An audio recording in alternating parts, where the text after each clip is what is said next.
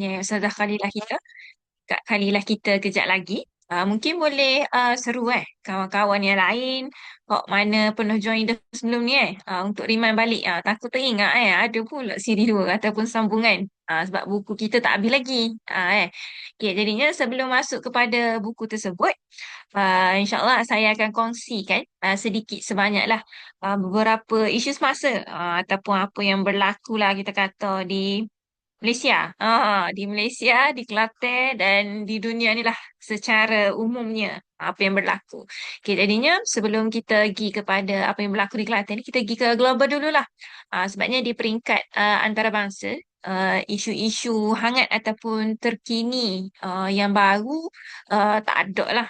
Melainkan lah lanjutan kita panggil apa isu perang dingin lah. Perang dingin antara Iran dan juga Amerika Syarikat. Cumanya dia orang ni duk main gitulah Kongres di AS macam nak halang kuasa Trump tapi Trump dia nak buat juga ke apa dia nak buat. Lepas tu di Palestin dan di Iran masing-masing dengan strategi sendirilah untuk mempertahankan kedaulatan negara masing-masing. Cumanya yang terbarulah ada di peringkat global yang dilakukan ni mungkin amat tahu sebabnya baru saja hari ini dan mungkin sebaran belum lagi meluas. Untuk pengetahuan semua ada satu kongres yang telah berlakulah di Brussels. Yang ni kongres dia tu dia namakan Kongres Parlimen Global Sumut yang mana mereka buat satu deklarasi yang dinamakan Deklarasi Brussels. So benda ni berlangsung di Brussels 22 April. 2 hari yang lalu. Jadi daripada Malaysia kita ada wakil kita lah, ahli parlimen kita beberapa orang. Nanti boleh search sendirilah siapa ahli parlimen kita tu. Tapi daripada parti politik yang berbeza lah, cuma mereka mewakili Malaysia ke Brussels untuk ni lah menyokong usaha deklarasi Brussels ni. Deklarasi ni pasal gapo? Dia adalah seruan tindakan global untuk mempertahankan Palestin. Gitu. Jadinya ahli-ahli parlimen ataupun kita panggil kepimpinan rasmi lah negara-negara yang ada di dunia ni dia kumpul di Brussels. Basically berdiskusi, berbincang dan sebagainya. Lalu dia buat tubik lah deklarasi Brussels tu untuk mempertahankan lah bahawasanya isu Palestin ni bukan isu agama ataupun isu spesifik individu ke apa tak, tapi dia adalah isu umum ataupun isu awam yang maksudnya tanggungjawab bersama yang melampaui sempadan garis politik. Maksudnya tak ada kaitan lah dengan politik ke apa, dia berkaitan dengan kemanusiaan tu sendiri. Okay, jadinya mungkin dalam beberapa hari lagi kita akan dapat update lah kot berkenaan dengan deklarasi ni. Okay. So tu di peringkat global selain daripada isu Iran AS minyak dan sebagainya tu dia orang tak makin reda tapi tak adalah escalate makin teruk macam in between lah kita kata duduk main tara gitu. Okay, jadi tu di peringkat global. Kita masuk pula kepada peringkat Malaysia. Yang di Malaysia ni saya nak kongsikan ada dua lah kot, dua dan tiga, dua atau tiga lah isu yang berkaitan. Yang pertamanya untuk sedarkanlah kita bahawasanya dalam masa terdekat nanti ni akan ada satu festival yang dinamakan Rain Reef. Ni kalau search akan tahulah. Dan mungkin orang-orang yang terlibat dengan festival parti-parti, party people tu dia orang tahulah kot benda ni. Basically pesta air. Tapi kalau luar negara festival pesta air ni satu benda yang biasa. Yelah orang kapi tak apalah kan. Yang mana dia orang berkumpul, lepas tu dia orang akan, basically ada artis lah, artis yang akan nyanyi-nyanyi, lepas tu sembuh-sembuh air. So siapa mungkin ada antara kita ni kalau best of follow lah kan, luar negara macam kalau saya sendiri pun tahu je kalau artis macam daripada Korea ke standard je dia orang ada festival air ni. Tapi beza kita dengan orang lain adalah kita ada agama kita iaitu agama Islam, di mana benda ni adalah bukan benda yang patut dilakukan oleh umat Islam. Jadinya tak patutlah di peringkat negara ataupun Malaysia ni ada festival yang begini yang menjatuhkan maruah, yang mana kalau kita tahu sebut festival, sebut konsert kak, dia campulah percampuran lelaki perempuan itu satu hal.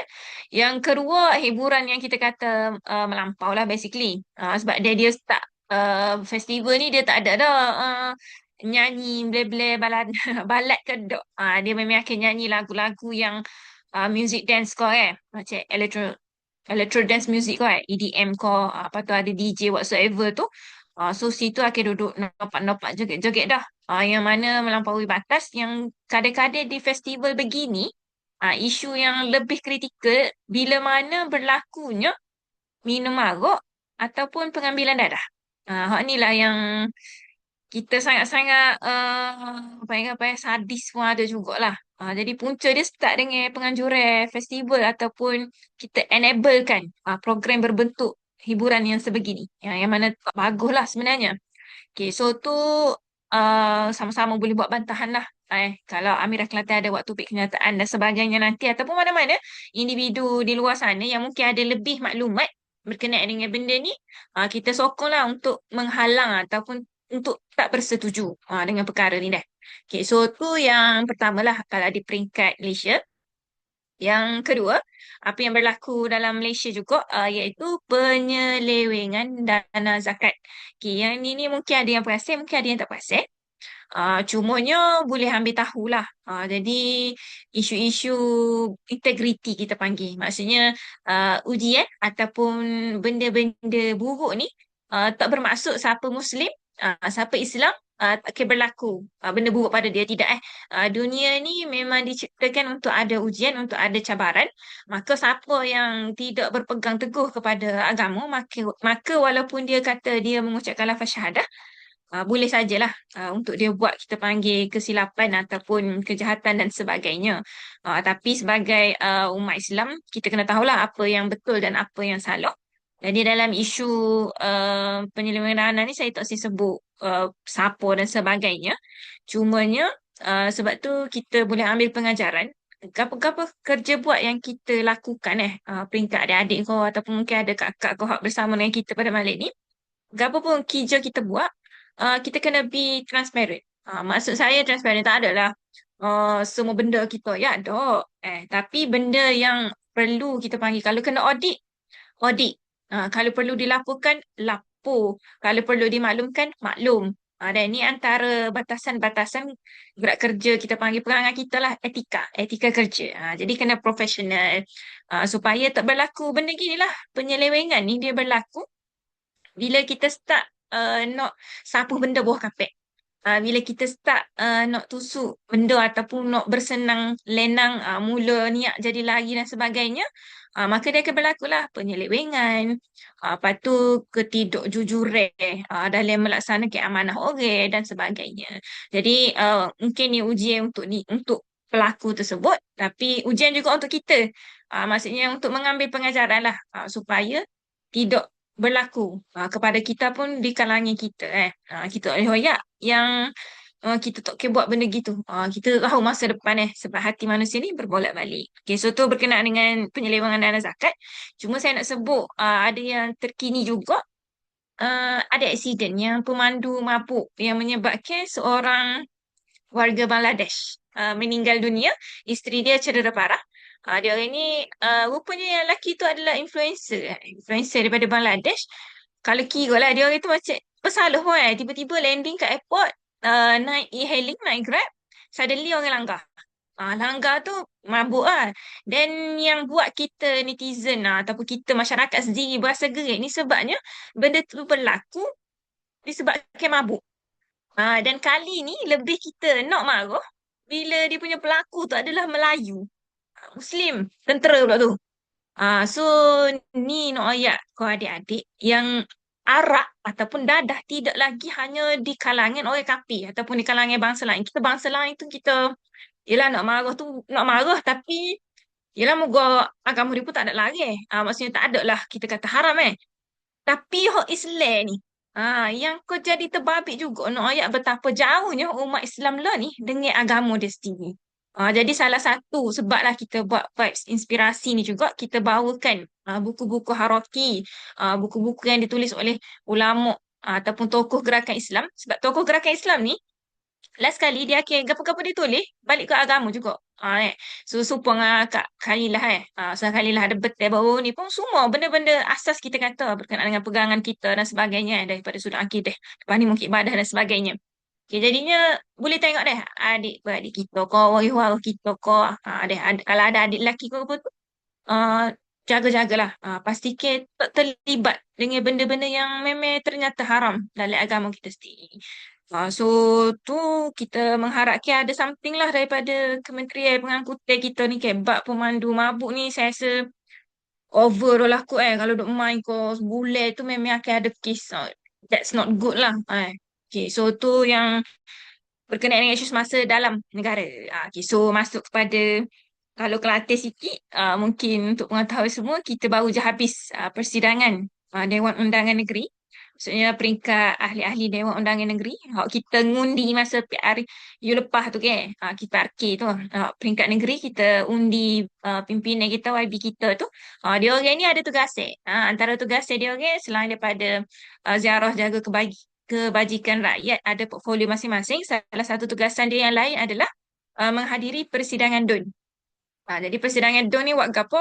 Wak gaponya adalah dia orang akan dengar lah pembentangan daripada peringkat kerajaan negeri. Laporan lah basically gapo jadi dan sebagainya. Dan kalau dia orang ada soalan nak tanya, dia orang boleh tanya. Dan mungkin ada beberapa isu sepanjang sidang dia ni siapa mengikuti akan dengar lah beberapa isu. Cuma poin yang saya nak sampaikan adalah jika benda tu betul-betul, maka kalau benda tu salah-salah. Deh. Saya nak tak bermaksud macam kalau kita buat salah tu kita kena ngakulah salah. Gitu. Kalau kita buat benda betul tu kita kena oh ya benda betul. Gitu. So gapo benda ni kayak kat tengok ayat ni. Ni kita kena pergi buat kedai kopi pula lah. Deh lebih detail. Cumanya di peringkat kajian negeri adalah mengeluarkan infografik kita panggil infografik tentang kejayaan-kejayaan dan juga usaha-usaha yang dilakukan di peringkat esko-esko lah, mana pergi portfolio lah. Dan untuk kalau lah ada viral ada siapa-siapa tengok video berkenaan jawapan seorang YB ataupun beberapa YB yang mungkin agak tidak kena dengan nada sebagai yang sepatutnya yang kita rasa. Mungkin tu kesilapan peringkat YB tersebut lah. Maksudnya tak ada kaitan lah dengan peringkat kajian negeri memang menganggap gitu. Ada deh. Sebabnya isu yang dinyatakan tu gapoh kalau budaya yang tak sepatutnya ada maka tak sepatutnya ada lah. Cuma kita tak boleh nak menidakkan. Kita kena menyalurkan budaya-budaya yang tak molek ni supaya biar jadi molek. Gitu lah. Hak mana boleh molek lah. Hak mana kalau kita rasa tak boleh molek nak kena dihalang lah macam judi mabuk arak dan sebagainya tu kena halang lah. Gitu. Jadi saya rasa tu saja isu semasa pada malam ni. So mungkin boleh ajak lagi lah sains-sains yang lain kalau ada lah di malam hujung minggu ni untuk kita dengar sambungan pengisian buku Mazayani ataupun apa erti kita menganut Islam. Okay, jadi itu sahaja daripada saya. Saya serah kembali kepada moderator kita ataupun MC kita. Puan Maira, dipersilakan.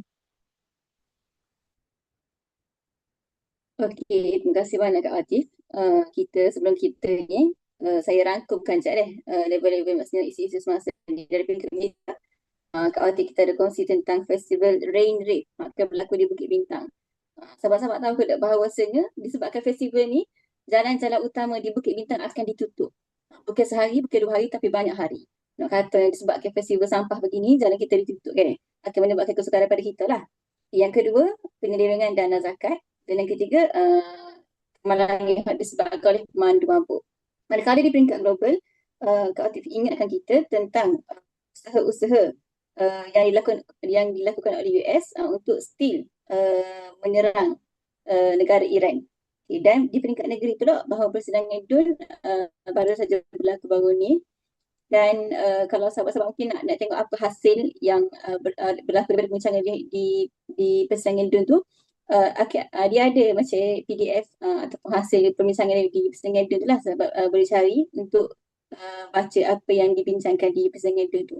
Okay, nampaknya Ustazah Khalilah pun dah ready. Sebelum tu sahabat-sahabat boleh panggil lagi juga sahabat-sahabat lain yang mungkin pernah masuk di minggu lepas. Macam Kak Wati kata tadi, takutnya tak teringat bahawa kita sambung lagi siri kedua malam ni. Jadi sebelum saya start lagi, nak tanya juga, minggu lepas berhenti di bab mana? Siapa yang ingat? Cuba komen. Bab satu ke? Bab dua ke? Minggu lepas berhenti di bab mana? Siapa catat? Okey. Siapa ingat? Siapa ingat? Bab lima ko, bab enam ko?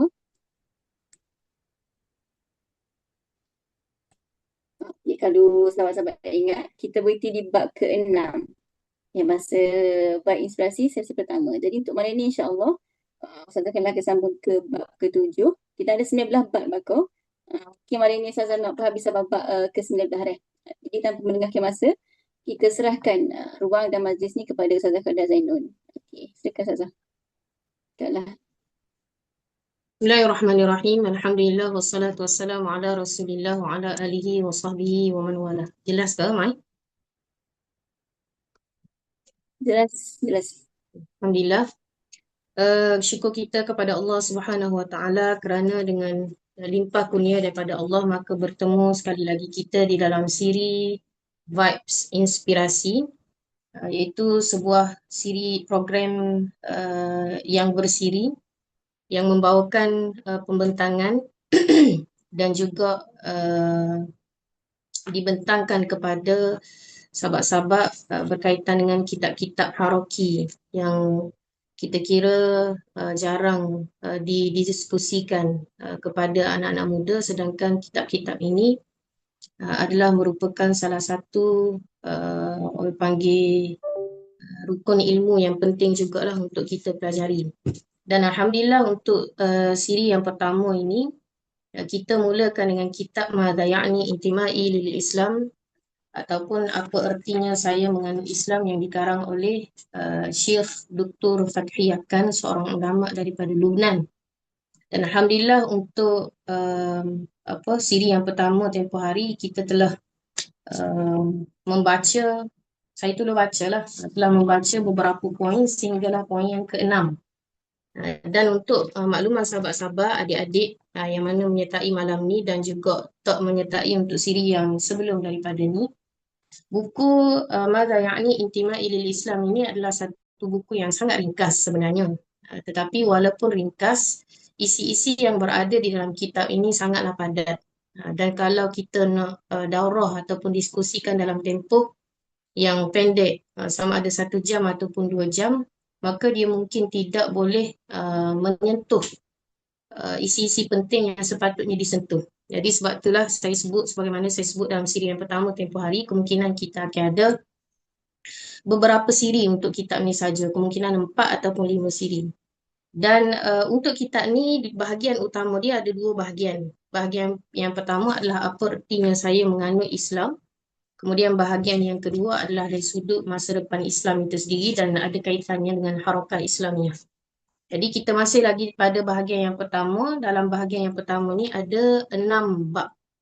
Bab yang pertama, saya mestilah Muslim dari sudut akidah. Yang kedua dari sudut ibadah. Yang ketiga dari sudut akhlak. Kemudian yang keempat, saya mesti Muslim dari sudut berkeluarga. Yang kelima, saya mesti mampu mengawal diri. Dan bab yang keenam, saya mesti yakin bahawa masa depan di tangan Islam. Jadi sahabat-sahabat, adik-adik, kita masih lagi berada pada bab yang pertama, iaitu saya mestilah Muslim dari sudut akidah. Dan dari sudut akidah ni sendiri, pada bab yang pertama ni ada 19 poin yang perlu kita sentuh. Jadi kita baru berada di poin yang keenam baru. Jadi malam ni insya-Allah kita akan sambung pada poin yang ke-7. Sebelum kita masuk kepada kitab, suka untuk saya sentuh sedikitlah berkaitan dengan minggu lepas, bukan minggu lepas, untuk masa 10 hari bulan itu, kita buat siri yang pertama. Ada salah seorang daripada peserta kita lah yang buat sharing dalam Facebook berkaitan dengan isi perkongsian yang dia dapat daripada pengisian kita. Satu usaha yang sangat bagus dan kita boleh pujilah, dan jarang ada adik-adik yang ada usaha sebegitu rupa untuk saling balik dan juga kongsi kepada orang ramai. Cuma bila saya tengok perkongsian adik tersebut, saya lupa nama berapa, ada beberapa poin yang saya rasa perlu beri penjelasan sedikit. Saya takut bila adik tulis gitu, dan orang luar baca akan menimbulkan kesalahfahaman. Seolah-olah saya ni memberi penerangan dan juga memberi satu naratif yang tidak cantik kepada sesetengah pihak. Satu saja daripada banyak tu, banyak yang adik-adik kongsikan tu, satu saja yang saya nak sentuh adalah berkaitan dengan peranan guru pondok. Ada disebut dalam poin yang saya rasa terakhir dalam perkongsian adik tersebut. Dia kata guru pondok, itulah yang saya sebut. Saya akui itu memang yang saya sebut. Guru pondok hanya mampu mengajar sahaja berkaitan dengan kefahaman agama Islam. Dan yang dibawa contoh adalah tentang bab riba. Dan memang itu yang saya sebutlah. Jadi nak sebutnya Tok Guru pondok ni hanya boleh mengajar sahaja di pondok tentang bab riba. Contohnya bab riba. Hanya mampu dan peranan mereka hanya boleh mengajar sahaja. Tetapi mereka sendiri yang mengajar tu tadi tidak mampu untuk mengubah sistem yang ada dalam negara kita sekarang. Sebab itulah sampai sekarang kita masih lagi terikat dengan pinjaman-pinjaman yang berunsurkan riba. Dan ramai daripada masyarakat kita tidak boleh lari sebenarnya daripada pinjaman riba. Walaupun kadang-kadang kita berusaha untuk lari. Jadi di sini seolah-olah macam saya menyampaikan satu naratif yang serong kepada Tok Guru Pondok. Sebenarnya bukan gitulah. Walaupun mungkin adik-adik faham lah. Cuma saya nak sentuh sikit lagi, nak terangkan sikit lagi. Apa yang saya nak sebut di sini adalah bukannya saya nak membezakan tentang peranan ilmu itu sendiri. Peranan ilmu itu sangat penting. Sebab itulah kita buat siri ni. Siri ni adalah siri perbahasan ilmu, siri penerangan ilmu, siri kefahaman Islam. Jadi sebelum kita melakukan sesuatu perkara ibadat, contohnya dalam bab riba. Contoh kalau kita buat contoh bab riba, nak beribadat supaya kita menjauhi daripada amalan riba, perlu kita faham dulu apakah itu riba. Maka di sinilah peranan ilmu. Maka peranan ilmu ini dimainkan oleh Tok Guru Pondok itu tadi. Tak kira lah Tok Guru Pondok, Tok Guru kita yang ada di sekolah-sekolah, Tok Guru kita yang ada di universiti. Maka peranan mereka ini adalah menyampaikan ilmu yang betul dalam kalangan masyarakat. Ataupun kita sebut sebagai al-wa'yu, menyebarkan kefahaman Islam itu sendiri supaya masyarakat faham inilah Islam yang sebenar. Adapun dari sudut macam mana kita nak laksanakan ataupun kita nak atasi supaya perkara yang tidak betul ataupun perkara batil itu terus berlaku, itu adalah peranan dasar ataupun sistem itu sendiri. Yang mana saya nak sebut kadang-kadang Tok Guru Pondok pun tidak mampu untuk mengawal sistem ataupun dasar yang telah lama ditinggalkan oleh penjajah di negara kita. Dan walaupun saya sebut hari itu, walaupun kita telah merdeka, kita ni merdeka hampir 70 tahun dah. Tetapi kita masih lagi tidak mampu ubah dasar dan juga sistem kita yang nak sebutnya 100% kita follow Al-Quran dan Hadis. Jadi nak sebut di sini adalah saya tidak membezakan di antara peranan ilmu dan juga peranan orang yang nak mengubah dasar ataupun sistem itu sendiri. Adapun Tok Guru Pondok, dia memainkan peranan yang besar. Itu kita tidak nafikan untuk didik masyarakat tentang kefahaman Islam itu sendiri. Namun dalam masa yang sama, kita nak sebut di sini perlunya di sana ada satu usaha lain. Ataupun kita sebut sebagai kalau zaman moden ni, mudah fahamnya adalah political will lah. Siapa yang akan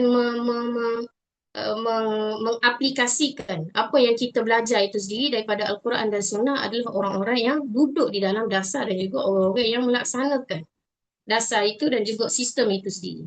Dan inilah kalau zaman kita lah ni, kalau sistem yang digunakan oleh di negara kita Malaysia ataupun negara-negara kebanyakan di dunia ni, sistem demokrasi, maka memerlukan kepada political will. Kehendak politik itu sendiri akhirnya bila kita keterlibatan politik itu sendiri menyebabkan akhirnya mereka ni yang menjadi pemutus kepada dasar dan juga orang yang melaksanakan dasar. Jadi supaya adik-adik boleh jelas lah, bukannya saya nak bawa naratif bahawasanya Tok Guru Pondok ni tu je dia boleh buat. Maksudnya tak ada tak pakai juga Tok Guru Pondok, bukan gitu. Bukan gitu. Tetapi nak sebutnya di sana perlunya ada satu usaha lain supaya apa yang kita belajar, apa yang kita faham daripada Al-Quran dan Sunnah itu tadi akhirnya dapat dilaksanakan dan akhirnya terlaksanalah Islam kita yang secara sempurna. Jadi moga-moga adik-adik boleh jelas lah berkaitan dengan perkara tersebut. Baik, untuk sahabat-sahabat yang tak masuk untuk siri yang pertama, kita dah baca 6 perkara ataupun 6 poin. Dari bab yang pertama, saya mestilah Muslim dari sudut akidah. Yang pertama, kita sebut berkaitan dengan saya mesti beriman kepada bahawa pencipta alam ini adalah Allah. Kemudian, poin yang kedua, saya mesti beriman bahawa Allah yang maha mulia tidaklah mencipta segala kejadian alam secara sia-sia. Ini pun kita dah huraikan secara panjang lebar. Kemudian poin yang ketiga, saya mesti beriman bahawasanya Allah Subhanahu Wa Taala telah utuskan Rasul. Dan pengutusan Rasul ini ada tugas dia. Rasul ini ditugaskan untuk memimpin kita umat Islam supaya kita kenal Allah dan juga kita faham matlamat kejadian kita duduk atas muka bumi ini. Rupa-rupanya ada matlamat dan tujuan. Bukannya diciptakan saja-saja.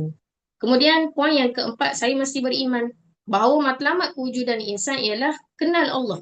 Sebagaimana Allah Subhanahu Wa Taala sendiri jelaskan dan beri penuh ketaatan kepada Allah dan abdikan diri kepada Allah. Kemudian poin yang kelima, saya mesti beriman bahawa ganjaran bagi orang mukmin yang taat kepada Allah ialah syurga, dan balasan bagi orang yang kufur ataupun orang yang tidak taat adalah neraka.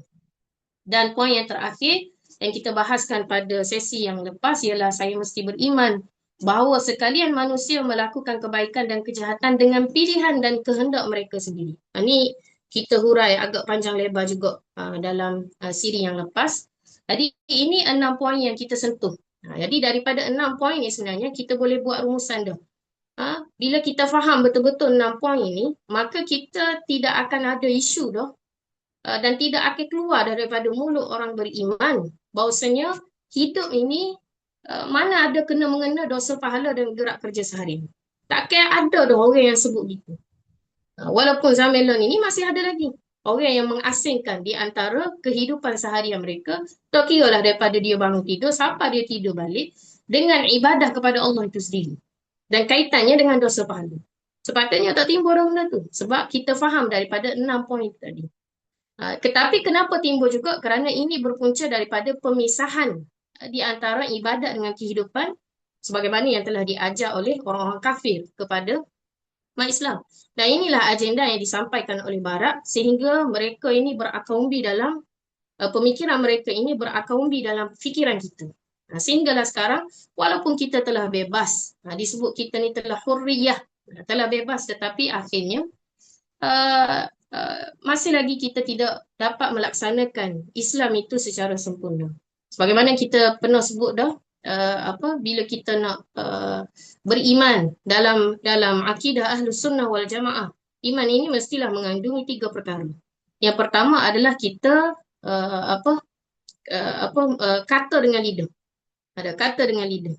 Ni kita ni semualah, semua daripada kita ni beres dah ni.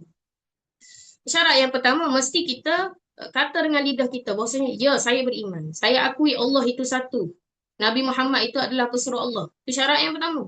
Syarat yang kedua adalah mestilah kita tasdik dengan hati. Maksudnya kita membenarkan dengan hati apa yang kita sebut di lidah tadi. Tak boleh kita sebut saja, tapi kita tak tasdik pun dalam hati. Ini berlaku banyak dalam kalangan orang-orang yang convert kerana nak berkahwin. Saya bukan nak sebut saya adalah kadang-kadang kita scroll Facebook dan sebagainya. Kalau sahabat-sahabat kenal Max Amini. Max Amini ni saya rasa dia ni orang tak tahulah dia ni Islam kalau bagaimana, tapi dia ada bakar Arab jugalah. Dia ni apa kita panggil orang yang buat lucu ni. ahli apa dia panggil, Mai? Komedian. Komedian. Dia ni sangat diminati. Sangat diminati. Dia pergi mana-mana, di mana-mana negara pun show dia memang akan penuh.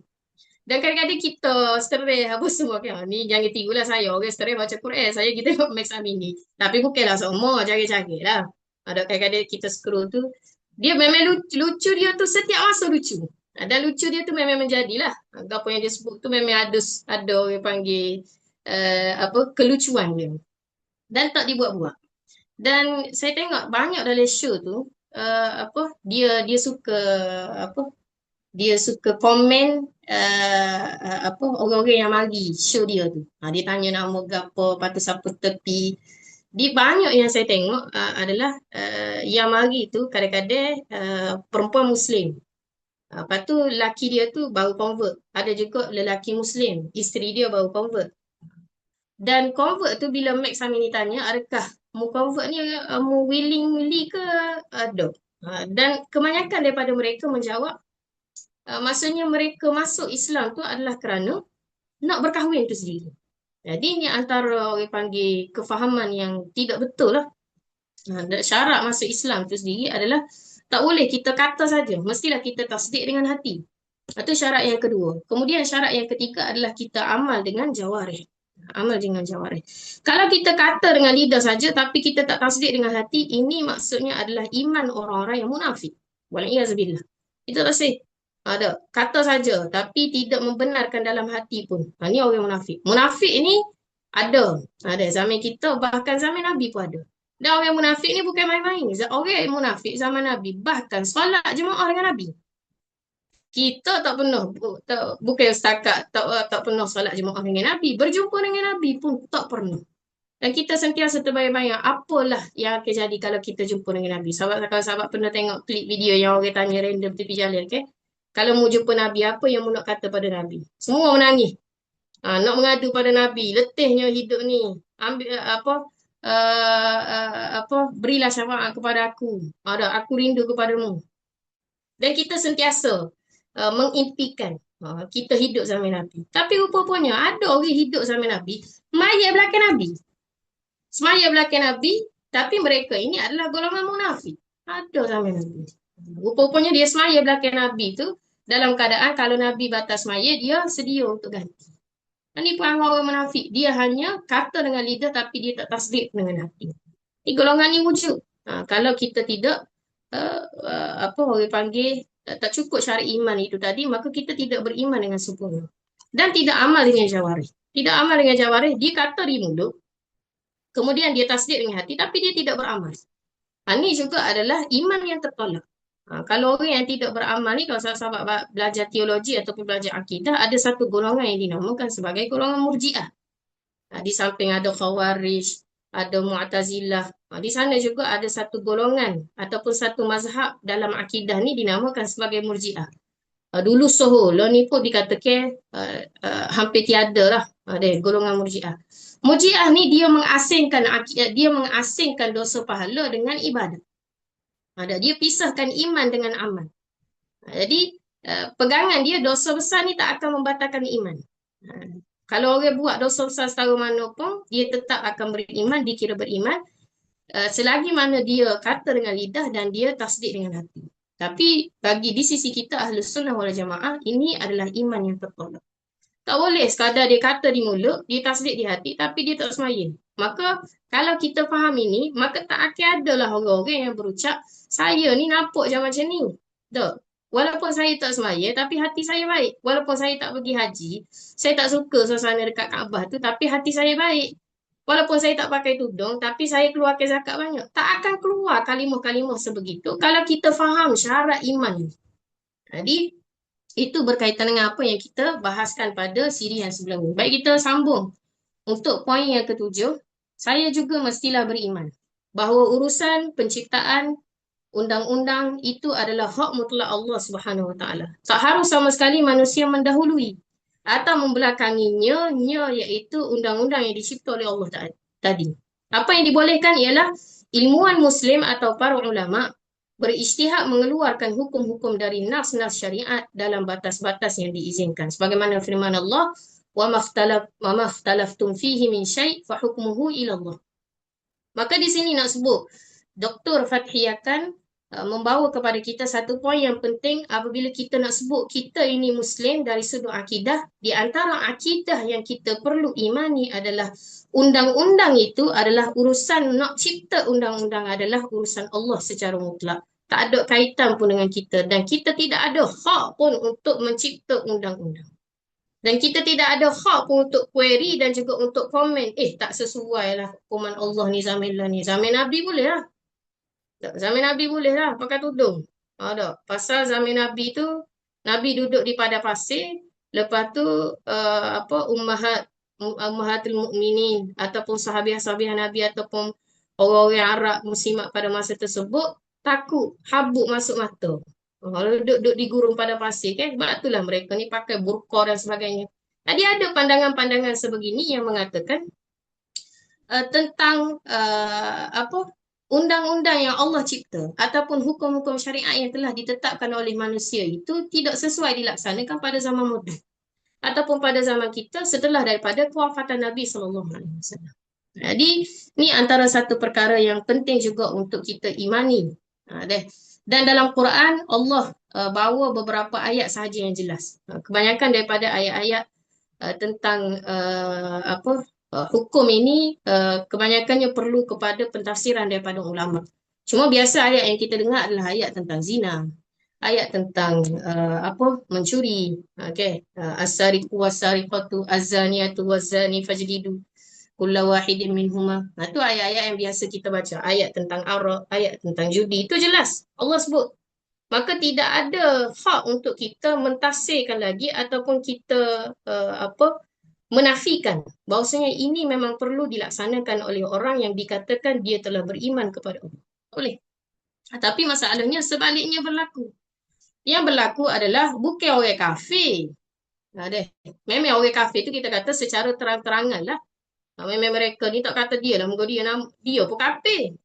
Dia wujud dan Allah pun dia nafikan, apatah lagi undang-undang yang Allah telah wujudkan ataupun Allah buat. Masalah kita lah ni adalah orang Islam sendiri yang telah menafikan hak penciptaan undang-undang ni mutlak kepada Allah. Sebagaimana semua adik-adik tahu, sahabat-sahabat tahu, dalam isu taknim, enakmen jenayah Islam, kanun jenayah syariah Kelantan. Ni geger pada 2024.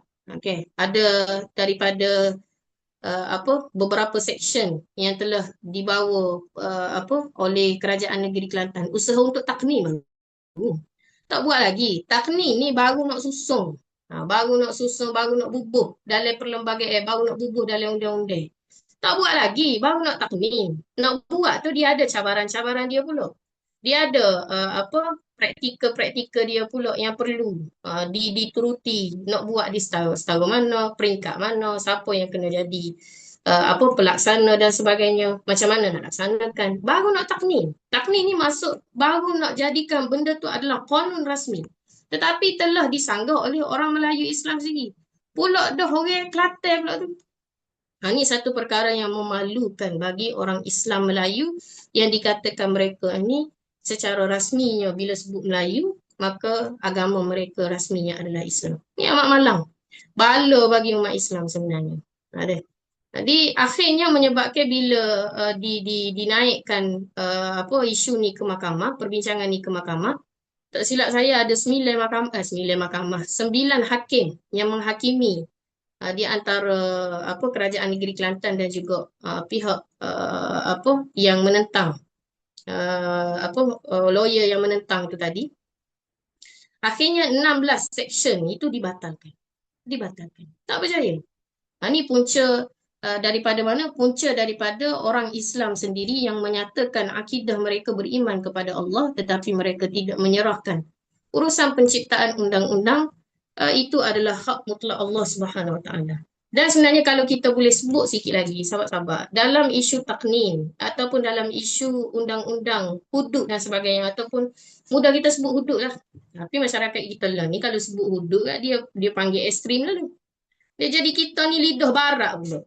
Kalimah ekstrim, fundamental, apa lagi, radikal. Sebenarnya kalimah-kalimah ni diajar oleh barat untuk mengenal pasti ataupun untuk orang panggil mengkategorikan orang Islam yang keras. Radikal, ekstrim, fundamentalist. Ini adalah istilah barat ni bagi kepada orang Islam yang toksik kepada ajaran-ajaran liberal, toksik kepada ajaran sekularisme.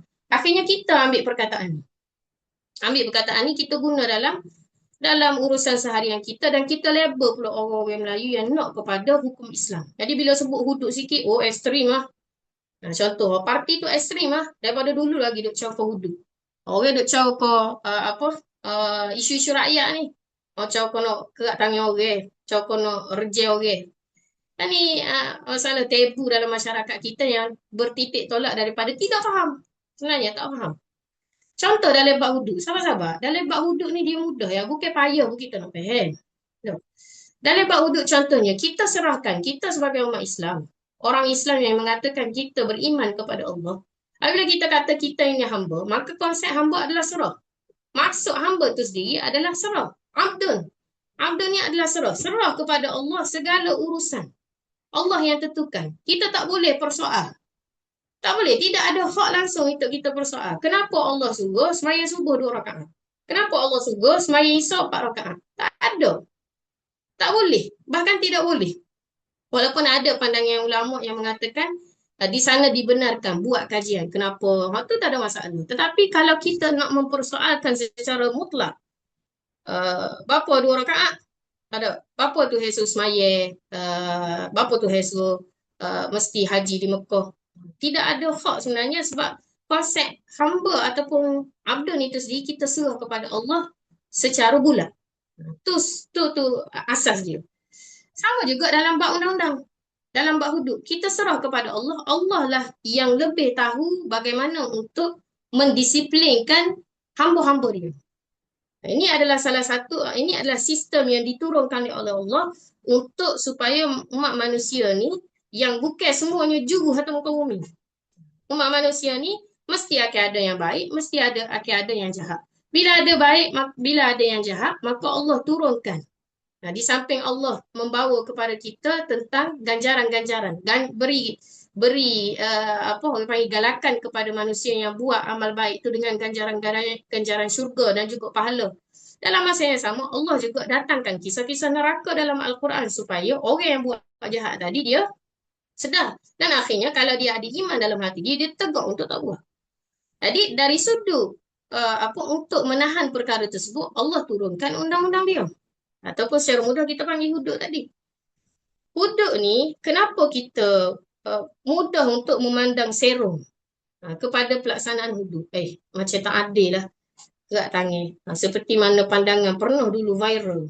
Saya ingat sampai saya sekolah menengah dulu. Kita dengar-dengar ceramah, semua penceramah sebut ada seorang doktor PhD ni, mengajar pula di Universiti Islam yang kalau bahasa Kelantan kat sebut, menganjing-anjingkan hukum wuduk. Dia kata kalau dalam Islam ni kalau mencuri, potong tangan. Potong tangan kanan, mencuri lagi, lepas tu potong tangan kiri. Lepas tu mencuri lagi, potong kaki kanan. Mencuri lagi, potong kaki kiri. Kalau mencuri lagi, nak potong apa? Tak tahu. Ni, ada orang Islam, orang kita ni yang disebut beriman kepada Allah tetapi tak awil ataupun mempersoalkan hukum Allah. Kita nampak tak adil pada hukum Allah dalam keadaan kita tidak fikir secara mendalam dan juga kita tak fikir secara rasional dan juga kita pemikiran kita dangkal. Kalau kita nak buat perbandingan mudah lah. Kalau buat zoling ke tangan, ke kaki. Kalau gitu doktor-doktor yang duduk di hospital-hospital tu lebih zoling lagi ya. Ni saya pernah sebut. Dr. Awatih mungkin saya pernah buat dengan dia, lepas tu pernah live sekali. Pernah sebut dah. Sebab kita hari tu bincang kitab Tok Guru Haji Islam Adil untuk semua. Ada sentuh bab undang-undang. Kalau nak sebut tidak adil, ataupun nak sebut zalim hukum Allah ni, kerak tangan lah, rejam lah. Kalau gitu, doktor-doktor di hospital pun zalim juga. Tapi apa kita tak kata doktor di hospital tu zalim? Dia kata, makcik, kaki makcik ni buruk dah ni. Makcik ni kecil manis. Kalau makcik tak kerak kaki makcik ni, maka kumai-kumai akan merebak. Tak tahulah betul ke tak. Tapi gitulah yang kita faham kan. Kumai akan merebak, akan menyebabkan habis. Daripada pergelangan hak sepatutnya ibu jari saja tapi habis. Pakai lutut contoh. Jadi kena kerak lalu makcik. Kita pun tak apalah doktor buat lah, kena kerak lah setakat mana doktor nak asalkan saya sihat. Sepatutnya tu zalim tu. Mana boleh menyakiti tubuh manusia. Kita putih sayang kita pun tak boleh. Dalam hukum hudud sendiri dia ada panggil kisos. Hukum kisos. Kisos ni balas balik. Balas balik. Kalau orang tapak kita ataupun kalau orang kerak linga kita, hukum dia dalam kisos diperbahaskan, kena kerak balik. Hukum kisos tu kerak balik linga kawan tu. Siapa suruh kerak linga orang sana? Kalau ikut tak boleh zalim. Tapi apa kita tak kata zalim? Kerana kita faham doktor tu buat ada sebab dia. Walaupun kadang-kadang doktor tu buat atas dasar sebab-sebab tertentu dan sebab-sebab tertentu yang dia niatkan itu tadi tak terjadi pun. Contoh, seorang tu dia sakit kanser otak. Maka doktor kata kita kena belah lah.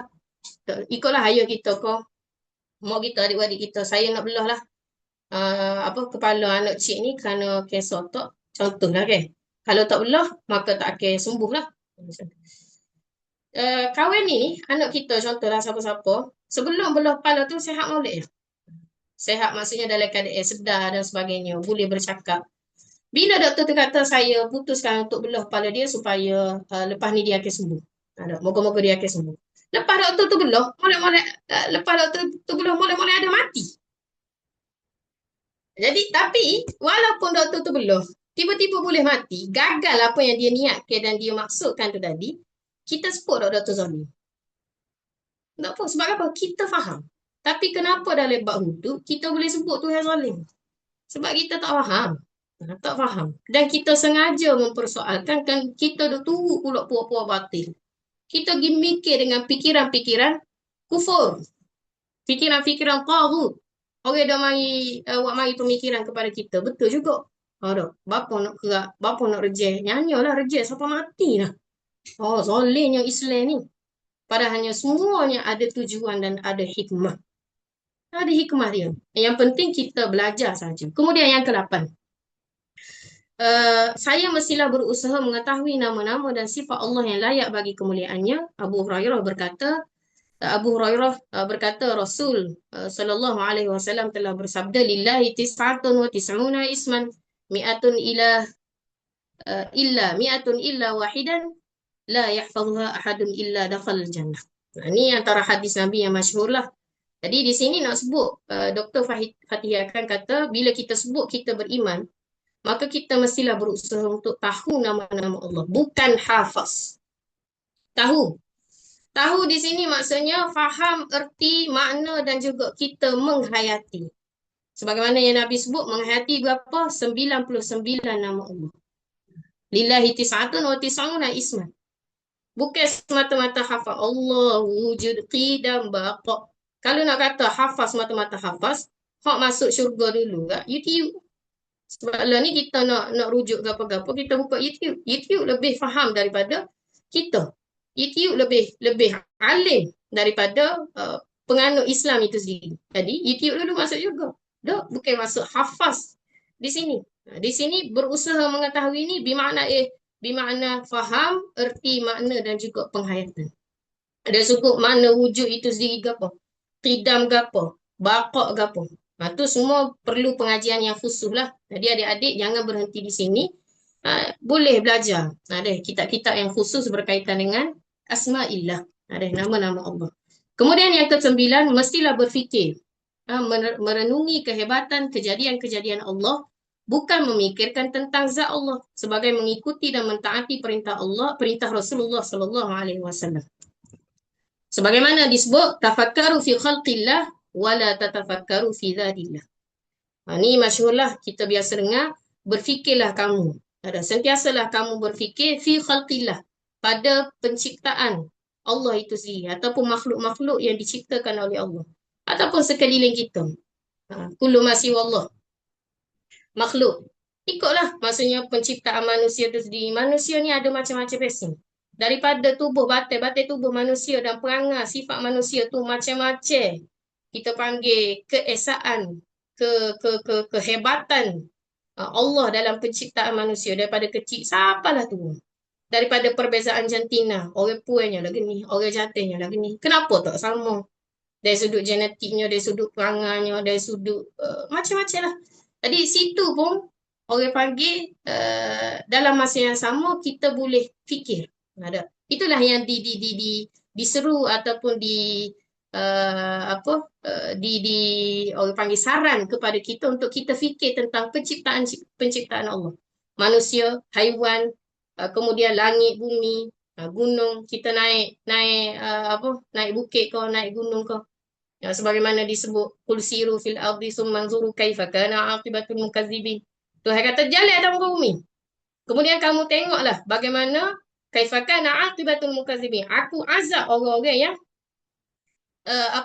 yang zalim.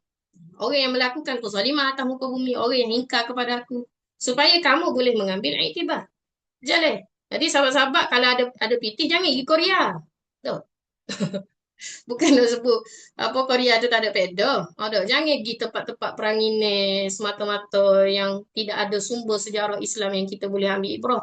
Gilah ke negara-negara yang penuh dengan sejarah Islam yang kita pergi setempat tu kita boleh apa orang panggil termenung ada. Kadang-kadang dengan menziarahi tu boleh jadi booster kepada iman kita. Dah. Kalau tak boleh pergi luar negara, contoh nak pergi ziarah Abi Ang, Fir'aun ke, siapa ke, pada dalam negara. Kita pergi ke pulau-pulau, kita tengok bagaimana keajaiban penciptaan Allah.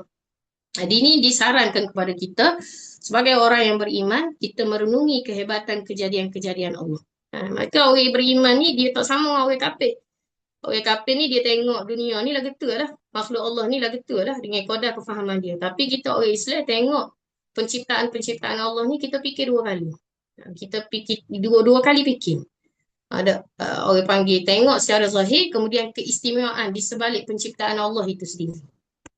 Maka kejadian-kejadian Allah ni termasuklah rahmat dan juga bala yang Allah turunkan. Maka kita kena renungi belakang.